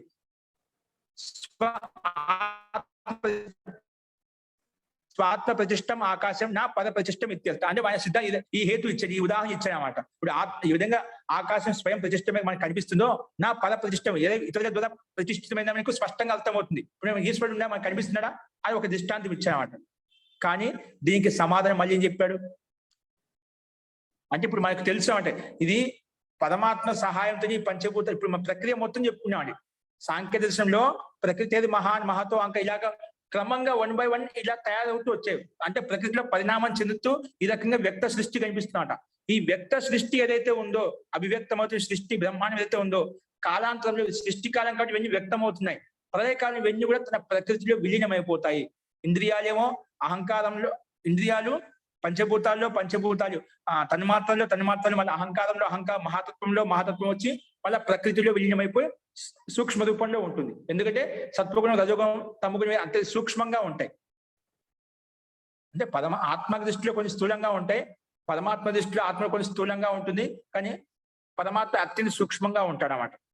సరే, మొత్తానికి ఇవన్నీ కూడా ఇక్కడ సిద్ధాంతం ఏమంటున్నా అంటే, ఇదంతా ఆకాశం విధంగా స్వప్రతిష్టంగా ఉందో అలాగే ఇది కూడా ఆ చిత్తం కూడా స్వప్రతిష్టమైంది అని చెప్పి హేతు ఇచ్చామట. ఎందుకంటే నా పద ప్రతిష్ఠ ఇది ఎవరి ద్వారా ఉత్పత్తి కాలేదు, ఎందుకు ప్రత్యక్షం కనిపిస్తుంది చెప్పి ఆయన దృష్టాంతం ఆ రకంగా ఆలోచిస్తున్నాడు. దానికి సమాధానంగా చెప్తున్నాడు. ఆ జడ వస్తువుకి సమాధానం చెప్పి, జడ వస్తువు విధంగా ఈ హేతు దృష్టాంతం చూపించాడు, ఉదాహరణ చూపించాడు. దానికి సమాధానంగా సిద్ధాంతం చెప్పాడంటే, స్వబుద్ధి ప్రచార ప్రతి సంవేదనాత్ సత్వానం ప్రవృత్తి దృశ్యతే. ఏమంట? స్వబుద్ధి ప్రచార ప్రతి సంవేదన సత్వానం ప్రవృత్తి దృశ్యతే. అంటే మన బుద్ధి ప్రచార సంవేదన అంటే మన బుద్ధి యొక్క ప్రత్యాత్మ బుద్ధిని బట్టే మనకు సత్వానం ప్రవృత్తి, అంటే మన బుద్ధి ఏ రకంగా అయితే గ్రహిస్తుంటుందో ఆ బుద్ధి యొక్క వ్యాపారాన్ని బట్టి మనలో భిన్న భిన్న స్థితి మనలో కనిపిస్తుందండి. ఏ రకమైన భిన్న భిన్న స్థితి కనిపిస్తుంది? ఆ సత్వానం ప్రవృత్తి దృశ్యతే. సత్వాల యొక్క అంటే గుణాల యొక్క ప్రవృత్తి భిన్న భిన్నంగా కనిపిస్తుంది. ఏ రకంగా అంటే, క్రుద్ధో అహం, నేను క్రుద్ధ అంటే క్రోధగ్రస్తుడే ఉన్నాను, క్రోధంగా ఉన్నాను, కోపంగా ఉన్నాను. భీతో అహం, నేను చాలా భయభీతుడిగా ఉన్నాను. ఇవన్నీ అముత్రమే రాగ, నాకు అముక విషయంలో నాకు రాగం ఉంది, ప్రీతి ఉంది, ఆకాంక్ష ఉంది. అముత్రమే క్రోధ, నాకు అముక విషయంలో చాలా క్రోధం ఉంది, ఆవేశం ఉంది, దాని పట్ల నాశనం చేయాలనే క్రోధభావం ఉంది. అలాగే భిన్న భిన్న బుద్ధి యొక్క వ్యాపారం ద్వారా అలా కలుగుతుందండి. ఇప్పుడు అందరికీ ఒకే విధంగా ఉండవు కదా. కానీ ఆత్మ ఎవరిలో ఆత్మ ఏ రకంగా అయితే ఆలోచిస్తుంటుందో, ఏ స్థితిలో అయితే ఉంటుందో, ఆత్మ ప్రేరణ ద్వారా, ఆత్మలో ఉండే సంస్థల ద్వారా అట్లా భిన్న భిన్న స్థితి మనకు కనిపిస్తుంది. క్రుద్ధో అహం, భీతో అహం, అముత్రమే రాగ, అముత్రమే క్రోధ, నాకు అముక విషయంలో క్రోధం ఉంది, అముక విషయంలో రాగం ఉంది, ప్రీతి ఉంది, నేను కోపంగా ఉన్నాను, భయభీతుడిగా ఉన్నాను. ఇవన్నీ భిన్న భిన్న స్థితి ఎలా కలుగుతుంది? బుద్ధి యొక్క వ్యాపారం జరుగుతుంది. ఒక్కొక్క బుద్ధి ఒక రకంగా ఉంటే అందరూ ఒకే స్థితిలో ఉండదు కదా. అది ఎలా సాధ్యమవుతుంది అంటే, ఆత్మలో ఏ విధంగా ఏ స్థితి అయితే ఉందో, ఏ రకంగా అయితే ఆ విషయవాసన యుక్తమై ఉందో దాన్ని బట్టి, ఏ పరిస్థితిలో ఉందో దాన్ని బట్టి భిన్న భిన్న పరిణామాలు కనిపిస్తూ ఉంటాయి. కాబట్టి స్వబుద్ధి ప్రచార సంవేదనాత్, తన బుద్ధి యొక్క ప్రచారం అంటే వ్యాపార ప్రతి సంవేదన అంటే వ్యాపారం ఏ విధంగా చేస్తుందో, ఏ క్రియాకలాపాలు ఉందో దాన్ని బట్టి ఇలాంటి స్థితి ఒక్కొక్కరికి భిన్న భిన్నంగా కలుగుతుంది. ప్రచార సంవేదన అది ప్రత్యాత్మ వేదనీయంగా అనుభూతి కలగడం వలన సత్వానం ప్రవృత్తి దృశ్యత, ఆ సత్వగుణాల యొక్క ప్రవృత్తి మనకు కనిపిస్తుంది. అది ఈ రకంగా కనిపిస్తుంది, నేను కోపగ్రస్తంగా ఉన్నాను, భయభీతంగా ఉన్నాను చెప్పి. కాబట్టి ఏతత్ స్వబుద్ధి అగ్రహణే నా యుక్తమితి. ఇది నువ్వు బుద్ధిని తీసుకోలేదు అనుకోండి, ఆ బుద్ధిని గ్రహించలేదు, బుద్ధిని స్వీకరించలేదు అనుకోండి, ఇది యుక్తి సంగతం కాదు. నీ ప్రకారం వెళ్తున్నా ఇది అప్పుడు బుద్ధిగా ప్రతి సంవేదన స్వీకరించినప్పుడు ఇది సంభవం కాదు. అంటే ఇక్కడ బుద్ధిని స్వీకరించాలన్నమాట. బుద్ధి స్వయంగా తను ఏం ఆలోచించడం లేదన్నమాట. చెప్తున్నా, జడ వస్తువుతో తయారైనటువంటి పదార్థం అది జడత్వంలో ఉంటుంది కానీ చేతనత్వం రాదనమాట. దానికి ఆ సంవేదన లేదు. ఆత్మనే ప్రేరేపిస్తుంది. ఆత్మలో ఏ క్రియ అయితే గతివిధి అయితే నడుస్తుందో, ఏ క్రియాకలాపంలో ఉందో, ఏ విధంగా ఆలోచిస్తుంది, దాని ప్రకారంగా ఇవన్నీ భిన్నమైన స్థితిలో ఉంటాయన్నమాట. అందుకే అప్పుడు బుద్ధి యొక్క ప్రతి సంవేదన అనేది అది ఆ తత్వాన్ని స్వీకరించినప్పుడు ఇది సంభవం కాదు. అంటే ఈ బుద్ధికి ఆ శక్తి సామర్థ్యం లేదు కదా, దీన్ని బట్టి ఆత్మను కూడా స్వీకరించాలి. ఆత్మని వీటికి ప్రేరేపిస్తుంది. ఆత్మకి ఏ విధంగా అయితే ఆ ప్రీతి ప్రేరణ చిత్తాన్ని ప్రేరేపిస్తుంది, ఆ విధంగా ఇంద్రియాలు ఆ విధంగా అనుభూతిని పొందినట్టుగా చూస్తున్నాయి. కానీ సుఖ దుఃఖానుభూతి కేవలం ఆత్మకే, అది ఆత్మానుభూతి ఆత్మకి కలుగుతుంది, కానీ చిత్తానికి బుద్ధికి అనేది ఇది ఇంద్రియాలకు కానీ అటువంటి ప్రతి సంవేదన కలగదు. కేవలం వ్యాపారం మాత్రం చేస్తాయి, సహాయంగా ఉంటాయి వీటికన్నిటికీ. కాబట్టి ఇటువంటి స్థితి భిన్న భిన్న బుద్ధి వ్యాపారం ద్వారా మనకు తెలుస్తుంది. కాబట్టి దాన్ని బట్టి మనం ఇది స్వయం ప్రకాశితం కావు. ఇటువంటి ఆత్మానుభూతి ఆత్మకే చెందుతుంది. కాబట్టి నువ్వు ఏ రకంగా అయితే ఆకాశం విధంగా స్వయం ప్రతిష్ఠితంగా ఉందో, అలాగే చిత్తం కూడా స్వయం ప్రకాశితం అవుతుంది, అన్ని విషయాలు తెలుసుకుంటుంది. ఆత్మకే కదా అవసరం లేదని చెప్పే కదా, అది యుక్తి సంగతం కాదు. ఇప్పుడు బుద్ధి ద్వారా ఏవైతే మనకు ఇవన్నీ భిన్న భిన్న స్థితి కలుగుతుందో, అవి బుద్ధి కలుగుతున్నాయా? నేను కోపంగా ఉన్నాను, నేను భయభీతంగా ఉన్నాయా, ఇంకా వేరే విషయంలో రాగం ఉంది, ప్రీతి ఉంది, ఇవన్నీ బుద్ధి కలుగుతున్నాయా? బుద్ధి అనేది ఏంటి, ఎలా తయారైంది? చిత్తం జడ వస్తువు ద్వారా తయారైనప్పుడు దానికి చర్యత్వం లేదు, ఎలా తెలుస్తుంది? భిన్న భిన్న స్థితి కలుగుతుంది కదా, అది ఆత్మ ద్వారా సంభవం అవుతుంది. ఆత్మతో యుక్తమైంది కాబట్టి అది నీకు సుఖ దుఃఖానుభూతి, నీకు ఆత్మ ప్రతి సంవేదన నీకు కలుగుతున్నమాట. కాబట్టి అది నువ్వు అలా స్వీకరించకపోయినా ఒక చిత్తం జడత్వం అని చెప్పి స్వీకరించకపోయినా అనుకోండి, ఇదంతా సంభవం కాదు. ఎందుకు జడ వస్తువు ఆ శక్తి సామర్థ్యం లేదు. చిత్తం కూడా గుణాలతో ఉత్పన్నమైంది కాబట్టి ఆ శక్తి సామర్థ్యం లేదు. కాబట్టి ఇది నువ్వు ఇచ్చిన అగ్ని దృష్టాంతం అనేది అది యుక్తి సంగతం కాదు. ఎందుకంటే నా తత్ స్వాభాసం, అది స్వయం ప్రకాశితమైనది కాదు చిత్తము. ఎందుకు? దృశ్యం కాబట్టి, అంటే ప్రకృతి ద్వారా ఉత్పన్నమైంది కాబట్టి. ఆత్మ సహాయం లేకుండా, ఆత్మ ప్రేరణ లేకుండా ఇవన్నీ సక్రియంగా పనిచేయవు, సాధనంగా ఉంటాయి. కానీ సుఖ దుఃఖానుభూతి మాత్రం ఆత్మకే తెలుస్తుంది. అందుకే చిత్తం అనేది ఆత్మ అనేది చిత్తాన్ని ప్రేరేపిస్తుంది, చిత్తం పోయి ఇంద్రియాన్ని ప్రేరేపిస్తుంది, ఇంద్రియాలు పోయి ఆ విషయాన్ని గ్రహించి ఏ విషయంలో ఉంటే ఆ విషయంతో ముందు చిత్తం తదాకారం అయిపోతుంది. మళ్ళీ ఆ చిత్తం వచ్చేసి మళ్ళీ మనసుతో తదాకారం అయిపోయి ఆ విషయ వాసనను గ్రహింపజేస్తున్నమాట. ఏ విధంగా ఆలోచనలు ఉంటే ఆ రకంగా ఆ విషయాన్ని చూపిస్తుంటున్నాడు. చిత్తం ఒక దర్పణం లాంటిది. దర్పణం ఏ విధంగా ఉంటుంది, ఎవరు ఏం చూపిస్తే అది చూపిస్తుంది. కానీ ఆ దర్పణం ఇక్కడ సుఖ దుఃఖాన్ని కలుగుతుందా? ఆ రూపం కనిపిస్తుందా? చిత్తంలో ఒక దర్పణం లాంటిది, ఒక అద్దం లాంటిది. అది ఏ రకమైన విషయాన్ని తీసుకొస్తే ఆ విషయం, ఏ రకమైన వస్తువుని తీసుకొస్తే ఆ రకమైన వస్తువు ఎలా ఉందో అలాగే చూపిస్తుంటుందా, దాన్ని మార్చి చూపించదన్నమాట. కానీ ఎందుకంటే జడ వస్తుంది, ఎలా ఉండదు ఉన్నట్టుగా చూపిస్తూ ఉంటుంది. ఎవరికి? జీవాత్మకి. ఇవన్నీ కూడా జీవాత్మ కళ్యాణం కోసమే ఉంటాయి. అందుకే ఆత్మశుద్ధి కలిగినప్పుడు మనకి ఇవన్నీ కూడా ఇంద్రియాల్లో కూడా ఆ దోషరహితంగా అయిపోయి ఆత్మకు సహకరించి మనకు ముక్తిని గాని ఆత్మ ముక్తిని కలిగేస్తాయి, సమాధి స్థితిని కలిగేస్తాయి, ఆత్మానుభూతిని కలిగేస్తాయి. కాబట్టి ఈ రకంగా ఇక్కడ చిత్తం అనేది స్వప్రకాశం కాదు, ఎందుకంటే దృశ్యత్వము కాబట్టి, అంటే గుణాల ద్వారా ఉత్పన్నమైంది కాబట్టి అని చెప్పి ఇక్కడ సమాధానం చెప్పారు. ఇప్పుడు ఇందులో ఇప్పుడు చెప్పిన దాంట్లో యొక్క సందేహం చెప్పండి.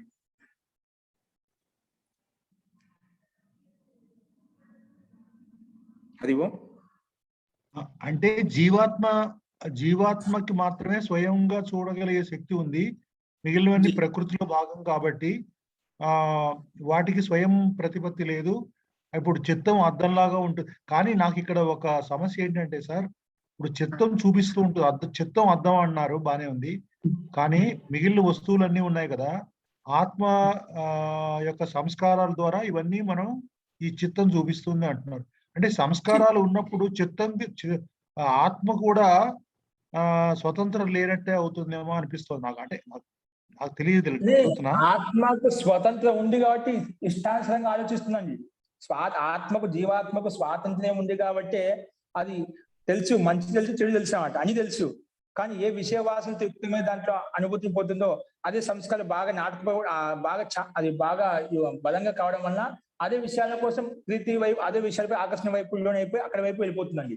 స్వాతంత్రం ఉంది కాబట్టి ఇది అన్నమాట. స్వాతంత్రత ఉంది కాబట్టి ఇది పరతంత్రం కాదు, జీవాత్మ స్వతంత్రమైంది. అందుకే అన్ని తెలుసు, మంచి చెడు తెలుసు, విషయవాసన ఏం తెలుసు, ముక్తి సుఖం ఏదో తెలుసు, అన్ని అనుభవాలు ఉన్నాయన్నమాట.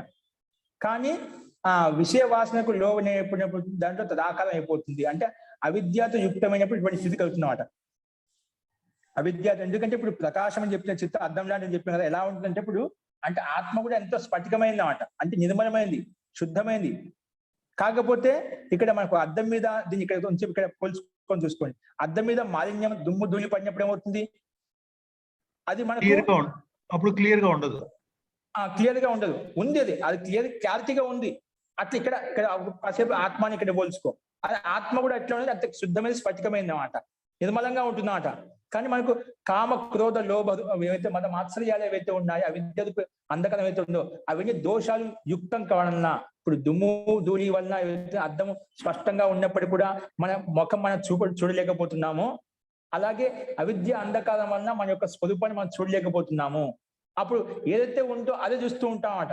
అది మనకి క్లారిటీగా ఏది కనిపించడమే అన్నమాట. దాంట్లో మనం యుక్తమై ఉన్నాం. అంటే అవి కామక్రోధ లోభ మత మాత్సర్యం మీద ఏవైతే విషయవాసన ఏవైతే ఉన్నాయో అట్లా మనకు మన స్వరూపాన్ని చూడలేకుండా కాబట్టి ఏవైతే ప్రత్యక్షంగా కనిపిస్తున్నాయో వాటి వైపు ఆకర్షణకి లోనైపోయి తాత్కాలిక సుఖంలో యుక్తమై ఉన్నాం అన్నమాట. ఆ స్వాతంత్రం ముఖ్యంగా ఈ అవిద్య వల్ల మనం సరిగా చూడలేకపోతున్నాం విషయాలు. అది ముఖ్య కారణం. అవిద్య వల్ల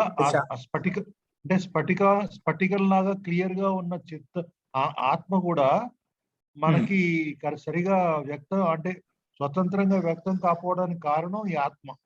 అదే సరే మన అవిద్య. ఈ చిత్తంలో ఉండే వ్యక్తులు ఉన్నాయి కాబట్టి, దోషాలు ఉన్నాయి కాబట్టి మన ఆత్మ స్వరూపాన్ని చూడలేకపోతున్నాం, ఆత్మ యొక్క స్వరూపాన్ని దర్శించలేకపోతున్నాం.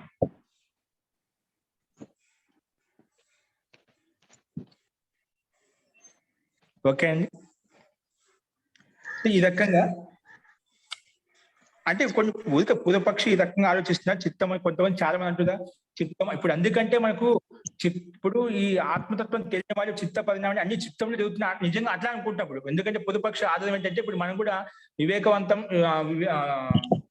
ఖ్యాతి మనకు చదివాం కాబట్టి ఈ మొత్తం సంపూర్ణ శరీరమే మొత్తం అనుకుంటూ పని చేస్తుంది, మొత్తం ఇదే ఆత్మ అన్నిటిగా భావిస్తున్నాం. అంటే ఆత్మ గురించి పక్కన పెట్టాం,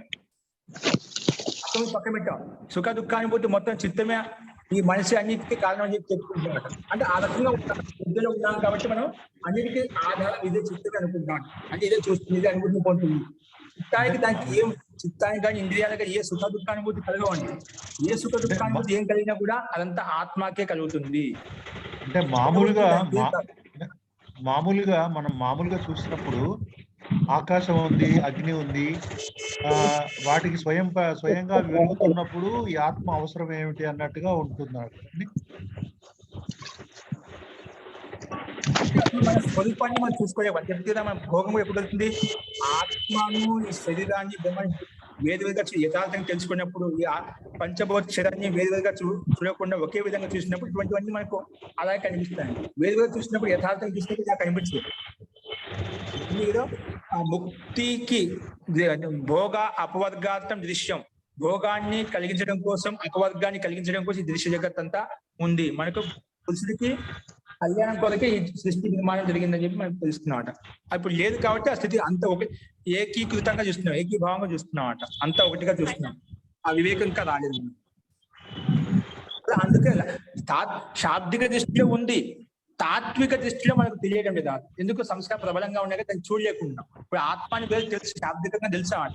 వేరు తెలిసినా కూడా సుఖ దుఃఖానికి లోబడిపోతున్నా. అంటే ఆ సంస్కారంలో ఎలాగైతే ఉందో ఆ విషయవాసన ఏవైతే ఉన్నా దాని కారణంగా దాని విషయాల్లో ఓతప్రోతం కావడం అదే సుఖ దుఃఖానుభూతి పొందుతూ ఉన్నామాట. విషయం తెలిసి సాంసారిక క్షణికమైంది, తాత్కాలికమైంది, ఇది కాదు మన జీవిత లక్ష్యం, మన యొక్క లక్ష్యం చెప్పి మనం దీన్ని వదులుకుంటున్నామా? అలా వదులుకోవడం లేదు. ఎందుకంటే ఆసక్తి ఉంది, ప్రీతి ఉంది, మనకు ఇంకా సంస్కారం ప్రబలంగా ఉన్నాయన్నమాట. యోగేష్ణ, విత్తేష్ణ, పుత్రేష్ణ 3 యేష్ణలు ఉన్నాయి కాబట్టి మనం దీంట్లో యుక్తమై ఉన్నాం అన్నమాట. అది ఇంద్రియాల ద్వారా, ఈ మనసు ద్వారా మనం వీటి యొక్క సహాయంతో సంసారిక సుఖాలు అనుభవిస్తుంటాం. అంటే కొంచెం ప్రత్యాహారం పెట్టుకుంటే కానీ ఇవన్నీ రావు. జీ అందుకే మొదట్లో చెప్పుకున్నాం కదా, యమ నియమ ఆసన యమ నియమ ఆసన ప్రాణాయామ ప్రత్యాహార స్థితి ఉన్నప్పుడే ఇవన్నీ మనకు నిదానంగా అర్థమవుతుంటుంది. ఎందుకంటే మాలిన్యం ఉన్నప్పుడు మనకి ఏం కనిపించని చెప్తే మన యొక్క అసలు స్వరూపం మనకు నిజం. ఇప్పుడు ఆ అద్దం అని చెప్పి స్ఫటికం లాంటిది చెప్పిదా, నిజం ఆత్మస్వరూపం క్లారిటీ కనిపించడం అసలు ఏ స్థితిలో ఏ అంధకారం చెప్పి మనకు తెలుస్తున్నామాట. ఇప్పుడు అలా మనం కామక్రోధ లోభ మద మాత్సర్యాలతో యుక్తమై ఉన్నాం కాబట్టి మన స్వరూపం మనకు కనిపించడం అనమాట. ఆత్మ యొక్క స్వరూపం ఆత్మ నిత్య ఆనంద యుక్తమైన మాట. కానీ ఈ దోషాల వలన, ఈ ప్రకృతితో సంబద్ధం కావడం వలన, ఇవి కూడా మన ప్రభావం చూపిస్తున్నాయి అన్నమాట. ప్రకృతితో సంబంధం ఎందుకు ఏర్పడుతుంది? కొన్ని దోషాలు, ఆత్మలో మాలిన్యం ఉంది కాబట్టి, సంస్కారాలు అనాదివాస సంస్కారం ప్రబలంగా ఉన్నాయి కాబట్టి ఆ ప్రకృతి సహాయంతో నువ్వు భోగాలు అనుభవించాలని చూస్తున్నావు అన్నమాట. కాబట్టి వాటికి ప్రకృతి యొక్క సంయోగం ఉండకూడదు అంటే మనం ముందుకు చెప్పిన విభూతి పాదంలో సంయోగం తొలగించుకోవాలంటే మనం ఇది సమాధి ద్వారానే మనం విశేషమైన యోగాభ్యాసం ద్వారా అది సాధ్యమవుతుంది. అప్పుడు అందుకే మన యొక్క స్వరూపం మనకు తెలిసినప్పుడు అర్థం లాంటిది నా ఆత్మ, ఇది నిత్య ఆనందయుక్తమైంది, ఆనంద స్వరూపం అటువంటిది, నిర్మలమైనది, స్ఫటికమైనది చెప్పి నీ ఆత్మ యొక్క స్వరూపాన్ని చూసినావు అనుకోండి, అసలు స్వరూపం నీకు నా స్వరూపం ఇదని తెలిసినప్పుడు నువ్వు ఇదన్నీ తొలగించుకుంటావు ఆటోమేటిక్ గా. అందుకే సమాధిలో క్షణకాలం కూడా నీ ఆత్మ యొక్క స్వరూపం యథార్థంగా ఒకసారి గమనిద్దాము. ఎప్పుడు అదే అద్దం మీద చెప్పాం కదా, ఆ దుమ్ము ఉన్నప్పుడు ఒక చేతితో ఒక వేలితోటి అట్లా దుమ్ముని తీసేసాం అనుకోండి, ఎంతవరకు తీసామో ఏమవుతుంది, అంత మటం ఎంత క్లారిటీగా నీటి కనిపిస్తుంది మనకు మన స్వరూపము. ఒకే చోట మొత్తం తీయలేదు దుమ్ము అంతా ధూళి, ఎంత క్లారిటీగా ఉంటుంది. అలాగా ఈ మాలిన్యాన్ని మన రోజు సమాధి ద్వారా, అభ్యాసం ద్వారా, యోగాభ్యాసం ద్వారా అట్లా మనం తొలగించుకుంటూ పోతే ఏదో ఒక చోట మనకు ఆ ప్రకాశం కనిపిస్తుంది, అసలు స్వరూపం కొంచెం అనుభూతి కలుపుతున్నమాట. ఓ ఇదే ఇంత ప్రకాశం మొత్తం తొలగిస్తుంది, నా స్వరూపం ఎంత ఇంకా ఎలా ఉంటుంది చెప్పి ఇప్పుడు వ్యక్తి ప్రయత్నం చేస్తామన్నమాట. అర్థమైందా? ఒక అద్దం మీద దుమ్ము ధూళి పూర్తిగా ఒక చోట మొత్తం పెరగకపోయిన ఆత్మ పూర్తిగా ఆవరించి ఉందంట దోషాలు. అది ఎప్పుడైనా ఇప్పుడు మనం లౌకికంగా చేత్తో విధంగా చేత్తో అలా అన్నప్పుడు సామాన్యంగా మొత్తం పోదు, పూర్తి నీటి అది మన శుద్ధం కాదనమాట. సామాన్యంగా అలా చేత్తో అన్నప్పుడు ఏ విధంగా అయితే మన స్వరూపం కనిపిస్తుందో అంత క్లారిటీ కాబట్టి కనిపిస్తుంది అన్నమాట. ఇక్కడ నా స్వరూపం కొంచెం నీటికి కనిపిస్తుందని చెప్పి మొదట ఏం కనిపించలేదు అనమాట, అవిద్య అంధకారంతో ఉన్నప్పుడు. అలాగే మన సమాధి ద్వారా, యోగాభ్యాసం ద్వారా చేసినప్పుడు ఏమవుతుందంటే అది ఆ మాలిన్యం కొంచెం పక్కకు పోయేసరికి ఏమవుతుంది, నష్టం కాలేదు అనమాట. చూడవచ్చు పూర్తి దాన్ని నష్టం చేయలేదు. ఇప్పుడు మనం ఏ విధంగా అయితే అద్దాన్ని క్లీన్ చేసినాం అనుకోని ఆ దుమ్ము పూర్తి నష్టం చేసి పక్క తీసేసి బాగా కడిగి నీటికి పెట్టుకుంటాం ఆడ. అలాగే మనలో ఉండే కామ, క్రోధ, లోభ, మత, మాత్సర్యాలు ఏవైతే ఉన్నాయో, అనాది వాసన సంస్కారాలు ఏవైతే ఉన్నాయో వాటిని నష్టం చేయలేదు. ఇంకా ఒకసారి యోగాభ్యాసం ద్వారా కొంచెం పక్కకు నెట్టుతున్నాం ఆట, ప్రయాసం చేద్దా, ప్రయత్న విశేషం చేద్దా కొంచెం పక్కకు నెట్టుతున్నాం. నెట్టినప్పుడు అవుతుంది ఓ ఆత్మస్వరూపం కనిపిస్తున్నాను. అట్లా క్షణకాలం కనిపించినా కూడా ఏమవుతుందంటే ఓ నా స్వరూపం, అసలు స్వరూపం ఇది కదా అని చెప్పి ఓ ఇది దీన్ని పొందాలి, ఈ స్థితిని నేను పొందాలి అని చెప్పి దానికోసం విశిష్టమైన ప్రయత్నం చేస్తామంట. ఒక్క క్షణకాలం కనిపించినా కూడా దానికోసం ఇంకా ఎన్నికి తిరిగి చూడకుండా అటువైపు ఈ మాలిన్యం తొలగించుకోవాలి పూర్తిగా పూర్ణ ప్రయత్నం చేస్తారన్నమాట. కాబట్టి ఒకసారి ఆత్మానుభూతి కలగాలి, దాని యొక్క స్థితి గమనించాలి. అందుకే విభూతి పాదాలు ఇవన్నీ ఎందుకంటే మనం వ్యక్తి యొక్క సామర్థ్యాన్ని, ఉత్సాహాన్ని పెంచడం కోసం ఇవన్నీ చిన్న చిన్నవి కనిపిస్తూ ఉంటాయి అన్నమాట. అంటే ఐశ్వర్య సిద్ధి కలిగిస్తుండే, ప్రజ్ఞాలోకం కలుగుతూ ఉంటాం. కొంచెం కలిగినా కూడా దాన్ని ఆదరణ చేసుకొని మనం ముందుకు వెళ్ళిపోవచ్చు. ఇదే ఇట్లా ఉందంటే నిజంగా ఆత్మ యొక్క పరమాత్మ యొక్క స్వరూపం ఏ విధంగా ఉంటుంది, తన స్వరూపం నీ స్వరూపం చూసుకునే క్లారిటీగా యథార్థం తెలుసుకున్నప్పుడు ఇది నా స్వరూపం ఇలా ఉందంటే పరమాత్మ యొక్క స్వరూపం ఇంకే విధంగా ఉంటుంది, బ్రహ్మాండం యొక్క స్వరూపం ఎలా ఉంటుంది, ముక్తి యొక్క సుఖం ఏ విధంగా ఉంటుంది అని దానికోసం విశిష్టమైన ప్రయత్నం చేసి అలాగా సమాధి వైపు ముందుకెళ్తాడు. ఆత్మ పరమాత్మ వైపు శ్రద్ధాభావన, సమాధి భావన కలుగుతుంది. దానివల్ల క్లేశాలు దగ్ధమే చేసుకుని ముందుకు వెళ్ళిపోతాడు అన్నమాట. కాబట్టి అందుకే మనలోని దోషాన్ని తొలగించుకోండి, ముందు మన యొక్క స్వరూపాన్ని మనం అర్థం చేసుకోవాలి. అందుకే నేను మొట్టమొదటి చెప్తుంటాను, ప్రతి ముందు మనం అంటే ఏం తెలియాలి. ముందు మనం అసలు నేను ఎవరిని ఏం చేస్తున్నాను, ఎందుకు వచ్చాను, ఏం చేయాలి, ఏం చేయకూడదు, ఏదో ఒక ఎంత దాకా నేను కూడా అందరి నదులు వస్తున్నాను, ఏదో ఏవైతే క్రియాకలాపాలు ఏవైతే మన పూర్వజులు పెద్దవాళ్ళు చేసుకుంటూ వచ్చి నేను కూడా అదే క్రియాకలాపాలు చేస్తున్నా అంటే మనకు పుట్టినప్పటి నుంచి చనిపోయేంత వరకు మనకు నేను ఏమేమి చేయగలుగుతా మొత్తం క్లారిటీగా ఉన్నాను. పుట్టినప్పటి నుంచి చనిపోయేంత వరకు ఏమేమి చేయగలుగుతాను మొత్తం క్లారిటీ మనకు సినిమా మొత్తం కనిపిస్తుంది అన్నమాట. అది మంచిగా ఊహించుకున్నాం, కష్టాలు వదిలేసి మంచిగా ఊహించుకున్నాం. మనం మంచి పుట్టగానే మంచి కుటుంబంలో పుట్టావు, మంచి విద్యాభ్యాసం చేసావు, మళ్ళా వివాహం చేసుకున్నావు, మళ్ళీ మంచి సంతానం కలిగింది, మంచి సంతానం కూడా మంచి యోగ్యులు అయిపోయి వాళ్ళు చదువుకుంటున్నారు, తర్వాత నీది వృద్ధాప్యం వస్తుంది, తర్వాత అలాగా నీ కాలం కొనసాగుతుందంట. అలాగే పిల్లల ప్రక్రియ అదేవిధంగా కొనసాగుతుంది. అంటే పుట్టినప్పుడు చనిపోయేంత వరకు మనం ఏం చేయగలుగుతాం మంచిగా ఊహించుకునే కూడా, కానీ ఇలా జీవితం ఈ రకంగా ఉంటుంది అంటే ఒక ఎంత దాకా అయిపోతుంది. అంటే నీ జీవితం అంతా కూడా నీ ఆత్మ యొక్క ప్రయత్నం అంతా కూడా ఇతరుల కోసము లేదా నీ కోసము సామాన్యంగా నువ్వు చేసుకుంటూ వెళ్ళావు. కానీ అసలు స్వరూపం అంటే ఎందుకు వచ్చాను, ఈ మానవుని యొక్క ముఖ్య ఉద్దేశం ఏంటి, దీని ద్వారా మనం ఇంకేం పొందాలి, పొందంది ఏముంది, ఆత్మ పరమాత్మ అనేది వింటున్నాం, బ్రహ్మాండం గురించి ఏదో అంటున్నాం. అదే బ్రహ్మాండం అంటే ఆత్మ అంటే పరమాత్మ అంటే ఏంటి, వీటి యొక్క స్వరూపం ఏంటి, అప్పుడు ఇలాంటి భావన కలుగుతుంది. మనకి భావన కలిగినప్పుడు మనం తెలుసుకునే కోరిక పుడుతుంది. తెలిసింది మనకు ప్రత్యక్షంగా అనిపిస్తుంది సంసారం అనేది. తెలియని ఆత్మస్వరూపం ఏంటి అది తెలుసుకోవాలి. పరమాత్మ యొక్క స్వరూపం ఏంటి, బ్రహ్మాండం అంటే ఏమిటి, మృత్యు అంటే ఏమిటి, ఇవన్నీ ఎక్కడికి వెళ్తున్నాయి, ఎందుకు ఈ సంసారం భిన్న భిన్న ఆత్మలు ఈ రకంగా భిన్న భిన్న రక సుఖ దుఃఖానుభూతిని పొందుతున్నాయి, అలా ఎందుకు భేదం? ఆ పరమాత్మ అందరికి కళ్యాణం చేసేవాగా, పరమాత్మకు అన్యాయం అనే భావన లేదు, దుఃఖాన్ని ఇవ్వని భావన అయితే లేదు కదా. మన అందరికీ ఒకసారి సుఖాన్ని ఇవ్వచ్చు కదా, ఎందుకు ఇవ్వడం లేదు? పరమాత్మను కూడా అన్ని అవుతాయి కదా. పరమాత్మ ఏం కావాలంటే అది జరిగిపోతుంది సంకల్పం మాత్రంతో. మన అందరికీ సుఖాన్ని ఇవ్వచ్చు కదా, ఎందుకు దుఃఖాల్లో? భిన్న భిన్న వ్యక్తులు రకరకాలుగా చాలా బాధపడుతున్నారు. చిన్నగా బాధపడిన చాలా భయంకరంగా బాధపడుతున్నామట. మనకి ఎంత దయ వస్తుంది, ఎంత జాలి వస్తుంది చూడగానే మనకు మనసులో చాలా ఇదే అయిపోతున్నామట. మనుషుల్లో కాకుండా పశు పక్షుల్లో కూడా జన్మ తీసుకున్న దాంట్లో భయంకరంగా స్థితి కఠినంగా ఉంటుందన్నమాట. అలాగా సుఖ దుఃఖానుభూతి పొందుతున్నటువంటి ప్రాణంలో ఈ పంచభూతాల్లో ఉండే ప్రాణాలు చూస్తే మనం తెలిసిపోతున్నామట. అంటే మనలో చేసిన కర్మలను బట్టే భిన్న భిన్నంగా ఇక రూపాంతరం చెంది పరిణామం చెంది ఇలా సంసారంలోకి వచ్చి సుఖ దుఃఖాలు అనుభవిస్తున్నాము. అదే ఈ సంసారంలో ఉంటూ మనం భోగాలు అనుభవిస్తూ అపవర్గం వైపు ముక్తి వైపు వెళ్తున్నాము. కాబట్టి ఇవన్నీ సంసారం ఏంటి, అసలు ఎందుకు ఇలా మార్పులు వస్తున్నాయి, యథార్థంగా పరమాత్మ యొక్క స్వరూపాన్ని తెలుసుకోవాలి, కర్మ సిద్ధాన్ని తెలుసుకోవాలి, జన్మ యొక్క రహస్యాన్ని తెలుసుకోవాలి, మృత్యు యొక్క రహస్యం తెలుసుకోవాలి అనే భావన కలుగుతుంది. తెలిసిందే ఎలా తెలిసింది, సంసారం నాకు తెలుసు, ఇలాగే ఎన్నెలా కొనసాగుతూనే ఉంటుంది. కానీ జన్మ ఉందంటే ఖచ్చితంగా ఇది ఒక జన్మ ఒక పోరాటం. జన్మ అంటే దుఃఖం, అంటే ఏదో ఒకటి పుణ్యం ఉంది కాబట్టి పుణ్యం పాపం రెండు ఉన్నాయి కాబట్టి పుణ్యాన్ని గుణంగా సుఖాన్ని అనిపించడం, పాపానుగుణంగా దుఃఖాన్ని అనిపించడం కోసం ఈ జన్మ కలుగుతుంది. అంటే జన్మ ఉన్నంతసేపు ఎవరికైనా మనం చూస్తున్న దేవతలు కూడా ఇటువంటి దుఃఖాలు తప్పలేదు. రాముడికి తప్పలేదు, కృష్ణుడికి తప్పలేదు, శివుడికి కూడా తప్పలేదు. శివుడు ఉన్నప్పుడు కూడా వాళ్ళు కూడా రాక్షసులకు దేవతలకు చాలా ద్వంద్వ యుద్ధాలు జరిగేటి మాట. అంటే మన దేవతల యొక్క ఇతిహాసం చూసుకున్నా కూడా వాళ్ళ యొక్క కష్ట సుఖాలు మనకు ప్రత్యక్షంగా ఇతిహాసం చెప్పుకుంటున్నాం అంట. అంటే జన్మ కలిగింది అంటే ఖచ్చితంగా దుఃఖానుభూతి సుఖానుభూతి ఖచ్చితంగా ఉంటుంది. అది సహజం. జన్మ కలిగినది దుఃఖం అనివార్యము, ఖచ్చితంగా ఏదో ఒకటి ఉంటుందన్నమాట. మనం మంచి చేయడం కోసం వెళ్ళినప్పుడు కూడా మనకు కొన్ని దుఃఖాలు ఏదో అవుతాయి, తప్పదన్నమాట. అపరిహార్యమైన హింస చేయాల్సి వస్తుంది, అపరిహార్యమైన దుఃఖాన్ని సహించాల్సి వస్తుందన్నమాట. దుఃఖం లేకుండా ఎప్పుడు ఉంటుంది అన్నమాట. జీవితం ఒక పోరాటం ఉన్నప్పుడు రెండు ఒడిదుడుకులు రెండు ఉంటాయి అన్నమాట. అట్లా మన మహాపురుషుల విషయంలో, దేవతల విషయంలో చూసినప్పుడు, దేవీల విషయంలో చూసినప్పుడు మన సామాన్య మనుషుల విషయంలో ఎందుకు ఉండవండి? కాబట్టి శాశ్వతంగా నిత్యానందము ఉండదు. మనకు తాత్కాలిక సుఖం ఉంటుంది, సుఖంతో పాటు దుఃఖం కూడా ఉంటుంది. సుఖము దుఃఖము కలిసిన దాన్ని సుఖం అంటాము. అది సుఖం అనిపిస్తున్నా దుఃఖం కూడా పక్కనే ఉందానికి.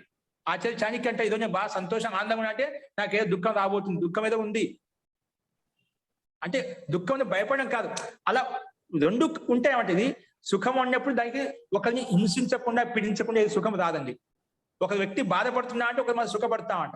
బాధ అంటే ఏమిటి అంటే శత్రువుని హింసించాం, శత్రువుని బాధ పెట్టాం అంటే బాధ. అంటే అవిద్య అంధకారంలో ఉన్నాడు అతను, తప్పు చేసినా అది వేరే విషయం. కానీ ఏదో ఒక రకం హింస కలుగుతుంది కదా, బాధ కలుగుతుంది, ఒక జీవాత్మకు పీడ కలుగుతుంది కదా.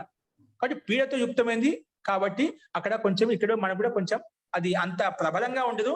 అయినా అక్కడ కూడా కొంచెం సుఖ దుఃఖాన్ని రెండు కలుగుతూ ఉంటాయి. కాబట్టి సుఖము దుఃఖం రెండు కలిసి సుఖం కాబట్టి ఇది క్షణకాలం మాత్రం మనకు ఆనందం ఇస్తుంది, శాశ్వతంగా ఆనందం ఇవ్వదు. నిత్య సుఖం అనే ఆనందాన్ని అనుభూతిని పొందాలి అంటే అది ముక్తిలో మాత్రం సాధ్యమవుతుంది. అక్కడ పూర్తిగా మనం క్షణకాలంలో వచ్చే సుఖం ఏదైతే ఉందో దీని నుంచి ఇంకా పక్కకు వేరు కాకూడదు కోసం అనుకుంటుంటారు చాలా మంది. ఇదే సుఖం అన్ని ఇప్పుడు విషయవాసన ఎంత ఇదే పూర్తిగా ఓటుపోతుంది, అందరూ లీనమైపోతుంది. ఇదే స్థితి ఎప్పుడు ఎలా ఉంటుంది అనుకుంటామో అలా స్థితి కేవలం ముక్తిలో కలుగుతుంది. సంకల్ప మాత్రంతో అన్ని భోగాలు అక్కడ సిద్ధిస్తాయి నీకు, సంకల్ప మాత్రం చేత. అప్పుడు కేవలం ఆత్మస్వరూపం ఉంటుంది, శరీరం యొక్క సహాయత అవసరం లేదు. ఎందుకంటే శరీరం కూడా ఇక్కడ ఈ సంసారంలో సహాయంగా మాత్రమే ఉంది నీకు, భోగాలు అనిపించడం కోసం సాధనాలు మాత్రమే. కానీ ముక్తిలో ఈ శరీర సహాయం లేకుండా, ఎందుకంటే ఈ ఇక్కడ సంసారం నుండి సాధనాలతో నేను సుఖ దుఃఖానుభూతి ఆత్మనే పొందుతున్నాను. ఏ విషయం కావాలంటే ఆ విషయాన్ని ఆత్మకే చెందుతాయి. ఇక్కడేం ఇంద్రియాలు మనసు కానీ చిత్తం కానీ శరీరం కానీ అనుభవించడం లేదు. ఈ ఇంద్రియాల ద్వారా శరీరం ద్వారా ఆత్మకే సుఖ దుఃఖానుభూతి కలుగుతుంది. అటువంటి సుఖ దుఃఖానుభూతి అనేది అక్కడ దుఃఖం లేకుండా నిత్య సుఖమే సంకల్ప మాత్రంతో ఆత్మ ఏ విధంగా మనసు సంకల్పిస్తున్నా అవన్నీ సిద్ధిస్తాయి. అక్కడ ముక్త స్థితిలో ఉంటే అన్ని చోట్ల విహరిస్తూ ఉంటుంది. ఈ స్వేచ్ఛానుసారంగా యథా ఇష్టానుసారంగా సంకల్పానుసారంగా ఏం కావాలంటే ఏ రకంగా విచరించాలంటే, ఏ రకంగా సుఖాలు అనుభవించాలంటే ఆ రకంగా నిత్య సుఖాన్ని నిత్యంగా ఆనందాన్ని అనుభవిస్తూ ఉంటుంది. అది మాటలు చెప్ప అంత విశాలంగా ఉంటుందో అన్నమాట. అది ఈ విధంగా ఆకాశం ఎంత విశాలంగా ఉంటుందో అంటే సుఖానుభూతి యొక్క ఆనందానుభూతి ఉన్నది అంత విశాలంగా ఉంటుంది. పూర్తిగా పరమాత్మలో ఓతప్రోతమై ఉంటుంది కాబట్టి నిత్య అమృతంలో యుక్తమై ఉంటారు అన్నమాట. కాబట్టి అది ముక్తి సుఖము. అటువంటి ముక్తి సుఖం కోసం మనం ఇక్కడ సంసారాన్ని తొలగించుకున్నప్పుడే మనకు అది సాధ్యమవుతుంది. అందుకే మనం ఇతిహాసంలో చదువుతూ ఉంటాము. దేవతలకు కూడా వాళ్ళు కూడా లాస్ట్‌కు మనం అంతిమ అవస్థలో కూడా నేను ముక్తికి వెళ్ళాలి, మోక్షానికి వెళ్ళని చెప్పి అంత సంసారాన్ని అన్ని చూసిన దేవత రూపంలో ఉన్నప్పుడు కూడా వాళ్ళు ముక్తి కావాలని పోతున్నా అంటే అక్కడ దేవత్వంలో కూడా సుఖం లేదు. అక్కడ అహంకారం ఉంది. అహంకారం ఉందంటే అభిమానం ఉంటుంది. అభిమానం ఉందంటే ఇవి చిన్న చిన్న మన కామక్రోధ లోపాలు ఇవన్నీ ఆటోమేటిక్ గా యుక్తం అవుతుంటాయి. ధర్మపూర్వకమైనప్పుడు అక్కడ అభిమానంతో ఖచ్చితంగా ఏదో ఒకటి దోషాలు యుక్తం అవుతుంటాం. ఆ దోషాయుక్తమే అంటే మళ్ళీ దుఃఖం తప్పదన్నమాట. దుఃఖానుభూతి కలుగుతూ ఉంటుంది అన్నమాట. అందుకే దేవతలు కూడా నాకు ఈ స్థితి కూడా దేవత్వం కూడా వద్దు, నాకు ముక్తి సుఖం కాదు కానీ దేవత్వం కూడా వదిలేసి అక్కడ ముక్తి వైపు వెళ్తూ ఉంటారు అన్నమాట. ఇది మనకు ప్రత్యక్ష రామాయణ మహాభారతంలో కూడా రాముని విషయంలో కృష్ణ విషయంలో వాళ్ళు మన ముక్తి కోసం చెప్పి శరీరం త్యాగం చేసి వెళ్ళిపోతారని చెప్పినారా?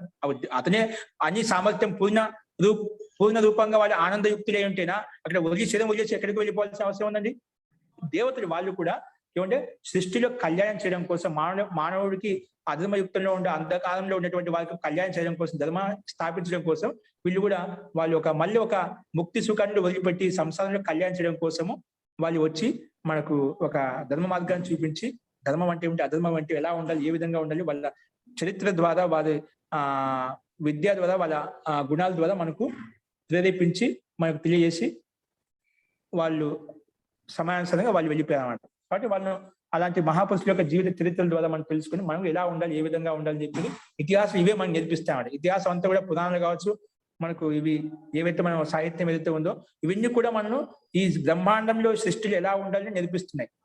కాబట్టి వాటిని మనం అనుసరించి వాళ్ళ యొక్క చరిత్రలను పూజిస్తూ ఆచరిస్తూ ఉంటేనే మనం కూడా అటువైపు వెళ్ళాలని చెప్పి కోరిక, వాటి పట్ల రుచి శ్రద్ధ అనేవి కలుగుతాయి. దాని ప్రకారంగా మనం అటువైపు వెళ్ళడానికి అవకాశం ఉంటుందండి. అస్తు జీ, ఇంకా అధిక సందేహాలు చెప్పండి. దేవతలు ఎప్పుడు కూడా సంతోషంగా ఉండలేదండి. ఎప్పుడు ఇంద్రుడికి ఎప్పుడు ప్రాబ్లం ఈ రాక్షసులతో. మళ్ళా ఎక్కడ ఉన్నాయండి ఇతిహాసం చెప్పుకుంటాం, ఎప్పుడు ప్రాబ్లం. ఇంద్రుల్లో కూడా మా సామాన్య మనుషులు అక్కడ కూడా వాళ్ళకి దోషాలు చాలా కనిపిస్తుంటాం. ఇతిహాసం చెప్పుకుంటే ఇంద్రుడు కూడా ఎటువంటి దోషాలు చేశారని చెప్పి బ్రహ్మ నుంచి కూడా చెప్పుకుంటూ వస్తున్నాం. అక్కడికి ఎక్కడ దోషాలు వచ్చేసి రాక్షసుల మధ్య ఇంకా ఇది వేరే వాళ్ళ మధ్య అంత జన్మ ఉన్నది అంటే మా సామాన్య వ్యక్తి కంటే కొంచెం విశిష్టంగా ఉంటాడు అతను. దేవతలు అంటే దివ్యమైన శరీరం ఉంటుంది, దివ్యమైన రూపం ఉంటుంది, దివ్యమైన బుద్ధి ఉంటుంది, అన్ని దివ్యంగా ఉంటాడు. కొంచెం హై లెవెల్ అంతే. ఇప్పుడు మనగా సామాన్య వ్యక్తికి ఒక బీదవాడికి, మధ్య కుటుంబంలో ఉన్నవాడికి, బాగా ఉన్నత కుటుంబంలో ఉన్నవాడికి ఈ విధంగా ఐశ్వర్యాలు ఎక్కువగా కలుగుతాయి. అక్కడ దేవతలు ఇంకా ఐశ్వర్యం ఇంకా ఎక్కువగా ఉంటాయి, జ్ఞానయుక్తంతో ఉంటాయంట. ఇదే లోకం కాదు కదా, విశాలమైన లోకం చాలా ఉంది. ఒక్కొక్క నక్షత్రం ఒక్కొక్క లోకం. అంటే బ్రహ్మాండం చాలా విశాలమైనది ఉంది. అంత త్వరగా మనకు ముక్తి కొలగదు. ఇవన్నీ చూస్తూ పోతున్నావు అంటే నీకు ఐశ్వర్యం వచ్చేదిక దివ్యమైన శరీరము, దివ్యమైన బుద్ధి, దివ్యమైన అన్ని ఐశ్వర్యం వచ్చేదికి నీలో మనసే మారిపోతున్నావు. అసలు ముక్తి గురించి మర్చిపోతాను. ఈ బ్రహ్మాండం పట్టాక కొంచెం వేరే లోకాలకి వెళ్ళిపోయాను అనుకోండి, ఈ లోకం వదిలేసి అక్కడ ఆ పరమాత్మ గుర్తుడు అనమాట. చేయవలసిన కర్మలు చేసుకుంటూ ధర్మ మార్గంలో ఉంటున్నావు. నీ ఇదే ఆనందం కావాలని చెప్పి, ఇదే ఆనందం అని చెప్పి దీంట్లో ఓతప్రోతం అయిపోతాం అన్నమాట. అంటే లోకేష్ణ, విత్తేష్ణ, పుట్టేష్ణ లీనమైపోతాం. ఐశ్వర్యం ఉన్నప్పుడు, శక్తి సామర్థ్యం ఉన్నప్పుడు వాటిని అనుభవించాలనే కోరిక ప్రబలంగా కలుగుతుంది. ఇప్పుడు మన దగ్గర అంత శక్తి, అంత సామర్థ్యం అంత లేదు కాబట్టి మనకు అలాంటి కోరిక కలగటం లేదు. అందుకే చాలా మంది ఇంద్రియ శైథిల్యం అయిపోయిన తర్వాత నాకు పరమాత్మ కావాలండి, నాకు ముక్తి కావాలండి అలా అంటారు. ఇంద్రియాలు బాగా ఉన్నప్పుడు అప్పుడు నువ్వు కోరుకుంటే అది విషయం, కానీ అని శైథిల్యం అయిపోయి ఏం చేయగలుగుతావండి? ఆ సామర్థ్యం కూడా మనలో ఉండాలి కదా. అస్తు, ఏదో చెప్తున్నాను బాబు గారు. మహోదయ, జీ రామకృష్ణ గారు, మీరు చెప్తున్న ప్రకారం ఆత్మకు ముక్తి ఏమిటి మహోదయ? మనం ఆత్మస్వరూపం కదా, ఆత్మకు ముక్తి ఏమిటి? ఆత్మ బాధంతాను మనోబుద్ధి అహంకారాలు శరీరంతోటే కదా. అది నేను అనుకోవడం వల్ల కదా వచ్చిన ప్రాబ్లం అంతాను. అది నేను కాదు అని తెలుసుకోవడం వలన మనకు ఆత్మ క్లియర్ అయిపోతుంది కదా. ఆత్మకు అసలు ఆత్మను క్లియర్ చేయడం అనేది అనే ప్రశ్నలే రాదు కదండి మహోదయ. అందుకే రామకృష్ణ గారండి మనకు అది శాబ్దిక రూపంలో ఉంది, తాత్విక రూపంలో లేదు. మనం తెలుసుకున్నాం ఆత్మ శుద్ధమైనది, యుక్తమైనది, నిత్యముక్త శుద్ధ స్వభావం ఏంది అని చెప్పి తెలుసుకున్నామట. కానీ ఆ సంబద్ధం శరీరంతో యుక్తమై ఉన్నాం కదా, ప్రకృతితో యుక్తమైనంతసేపు, సంయోగం ఉన్నంతసేపు ఆత్మకి మనకి సుఖ దుఃఖాలు తప్పవు. అందుకే మనోబుద్ధి అహంకారాల్లో అంటే మనము అది సమాధి సుఖం ద్వారా సంసారం మన కర్మలను నశించుకోవడం అంటే అనాది వాసన సంస్కారం దగ్ధమని చేసుకున్నప్పుడే మాత్రమే అది సాధ్యమవుతుంది. అందుకే మన అది దానికోసం బాధంతాను ఎంత ప్రయత్నం అంతా దానికోసమే ఈ మన దగ్ధభయం బాధంతాను చేసుకోవడం ఒకటే కోసం కదండి ఇదంతా మహోదయ. ప్రయత్నం. మనము తెలుసుకుంటాం, శాబ్దికంగా మనోబుద్ధి తెలుసుకున్నాం. అహంకారాలు అనుకోవడమే వచ్చిన గొడవంతాను. అది అందుకే మనము కాదు, నేను ఆత్మస్వరూపం అని తెలుసుకోవడమే మనకు ముక్తి కదా. ఆత్మస్వరూపం అంటే మనకు కేవలము శాబ్దికంగా తెలుసు, తాత్వికంగా తెలుసు. సాత్వికంగా తెలియదు. అలాగే మనకు అర్థం స్ఫటికమైన తెలుసు, మనం ఆత్మ స్ఫటికమైన తెలుసు. కానీ దాని మీద దుమ్ము ధూళి మాలిన్యం దోషాలు ఉన్నాయి కదా, అవి తొలగించుకోవాలి. తొలగించుకున్నప్పుడు నాకు కలుగుతుంది చెప్పి మహోదయ అవి ఎప్పటికీ తొలగవండి మహోదయ. మనం తెలుసుకోవడమే ముఖ్యమైన విషయం. తొలగకుంటే నువ్వు అక్కడే ఉంటావు. తెలుసుకున్నావండి. ఇప్పుడు ఆత్మ కాదండి, స్ఫటికమైన శుద్ధమైంది. శరీరంలో నువ్వు కాదు ఆత్మ మహోదయ. నువ్వు ఒక శరీరం కాదు, నువ్వు ఒక ఆత్మ. తెలుసుకున్నాం కదా, ఆత్మని ఎందుకు తెలుసుకున్నాం. సుఖ దుఃఖాలు తిరుగుతున్నాయి. ఆత్మ ఎందుకు తిరుగుతాయి? తొలగకుంటే ఎందుకు ఇంత ఉపదేశం ఎందుకండి? ఎందుకంటే మనం మళ్ళీ మళ్ళీ కూడా నేను మనోబుద్ధి అహంకారాలు అనుకోవడం వలన, ఎప్పుడు నేను మనోబుద్ధి అహంకారాలు అనుకుంటూ దీనిలో ఉండడం వల్లనే మన బాధ అంతా. మనం మనం నేను అది అనుకున్నప్పుడు ఆ బాధ పోయింది కదండి మహోదయ. అదే అది అనుకుంటాం కానీ శాబ్దికంగా అనుకుంటా కానీ అదే అనుకోకూడదు. అనుకోకుండా ఉండాలి. ఏం చేయాలి మనము? ఏం చేస్తే మనము అవన్నీ అనుకోకుండా బుద్ధి అహంకారం లేకుండా మనం ఆత్మస్వరూపంలో ఆత్మానుభూతి పొందుతామంటే దీనికి ప్రక్రియ చెప్పుకుంటున్నాం. అదే మనం స్వస్వరూపం తెలుసుకోవడమే ముఖ్యమవుతుంది. అవునండి. స్వస్వరూపం నేను అని తెలుసుకోవడమే ముఖ్యమైనది. అది మర్చిపోయేసి ప్రతిసారి ఈ ప్రాపంచిక విషయాల్లో పడడం వల్లనే బాధ కలుగుతూ ఉన్నది కదండి మహోదయ. అవునండి. అందుకే ప్రాపంచిక విషయాన్ని తొలగించుకోవడం కోసమే ఈ యోగాభ్యాసము, యోగ శాస్త్రము, అన్ని శాస్త్రాలు, షడ్ దర్శనాలు కూడా అన్నిటి కూడా షడ్ దర్శనాలు 4 వేదాలు, 4 బ్రాహ్మణాలు, 4 ఉపవేదాలు, అన్ని శాస్త్రాలు కూడా ముక్తి కోసమే ఇవన్నీ చెప్పిన. మొత్తం అన్ని వేదాల యొక్క వైదిక వాంగ్మయం యొక్క మొత్తం సారాంశం అంతా కూడా వైదిక శిక్షా పద్ధతికి మొత్తం సారాంశం కూడా ముక్తి సుఖాన్ని పొందడం కోసమే ప్రేరేపిస్తున్నాయి. ముక్తి వైపు వెళ్ళడం కోసమే. ఇలా ఉంటుంది, ఈ రకంగా ఉంటుంది, అదే నీకు శాశ్వత సుఖాన్ని ఇస్తుంది, అవే ప్రేరేపిస్తున్నాయి. ముక్తి వైపు వెళ్ళడానికి ప్రేరేపిస్తున్నాయి అన్నమాట ప్రతి ఒక్కటి కూడా. ఏది కూడా సంసారం ఉండే సంసారం ఇలా ఉంటుంది, ముక్తి సుఖం ఇలా ఉంటుంది, రెండు వివేకం చేసి చూపిస్తున్నాయన్నమాట. కానీ నువ్వు ఏం కావాలో శ్రేయ మార్గం కావాలా, ప్రేమ మార్గం కావాలా, ఇవే మనకు శాస్త్రాలు అందజేస్తున్నాయి. కాబట్టి ఈ దోషాన్ని తొలగించుకోవడానికి ప్రక్రియ ఏ విధంగా ఉందని చెప్పి ఈ ప్రక్రియ ద్వారా మనం ఈ శాస్త్రాల్లో తెలుసుకొని మనం శాబ్దికంగా తెలుసు, తాత్వికంగా ఆచరించి మనం తొలగించుకుంటూ ముందుకు వెళ్ళాలని చెప్పి ఇది ప్రయత్నం అంతా అండి. కాబట్టి తొలగించుకుంటాం, ఎల్లప్పుడు తొలగిపోయి కాదు, తొలగిపోతే అసలు ఉపదేశమే కాదు, ఉపదేశించదు మన శాస్త్ర ఋషి మహర్షులు అంతా కూడా. టైం పడుతుంది అంతే. దానికి మనం విశిష్టమైన ప్రయత్న విషయం చేసినప్పుడు అవి తొలగిపోతాయి. అటువంటి ప్రమాణాలు మనకు ఉన్నాయి. దేవతలు ఉన్నారు, ముక్త పురుషులు ఉన్నారు, వస్తున్నారు, పోతూ ఉన్నారు, అట్లా మనం చూస్తున్నాం, ఇతిహాసం చెప్పుకుంటున్నాం. కాబట్టి మనకి శబ్ద ప్రమాణం ఉంది కాబట్టి, ఇతిహాసం కూడా ఉంది కాబట్టి దాన్ని ఆధారంగా చేసుకుని మనం అనుమాన ప్రమాణంతో, శబ్ద ప్రమాణంతో దానికోసం ప్రయత్నం చేస్తూ ఉంటాం. ఆ జ్ఞానం సర్వకాల సర్వావస్థలలోనూ ఉండాలి, అప్పుడు కానీ మనకు దీని అందుకే దానికోసం నిత్యం యోగాభ్యాసం అనివార్యం. యోగాభ్యాసం. ఓకే అండి, ధన్యవాదాలు మహోదయ. నమో నమః. సరే అండి, అయితే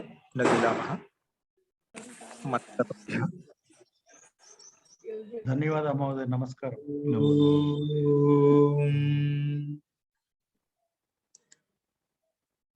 సర్వే భవంతు సుఖినః, సర్వే సంతు నిరామయాః, సర్వే భద్రాణి పశ్యంతు, మా కశ్చిద్ దుఃఖ భాగ్ భవేత్. ఓం శాంతి శాంతి శాంతి. సర్వేభ్యో నమః. అందరికీ నమస్కారం అండి.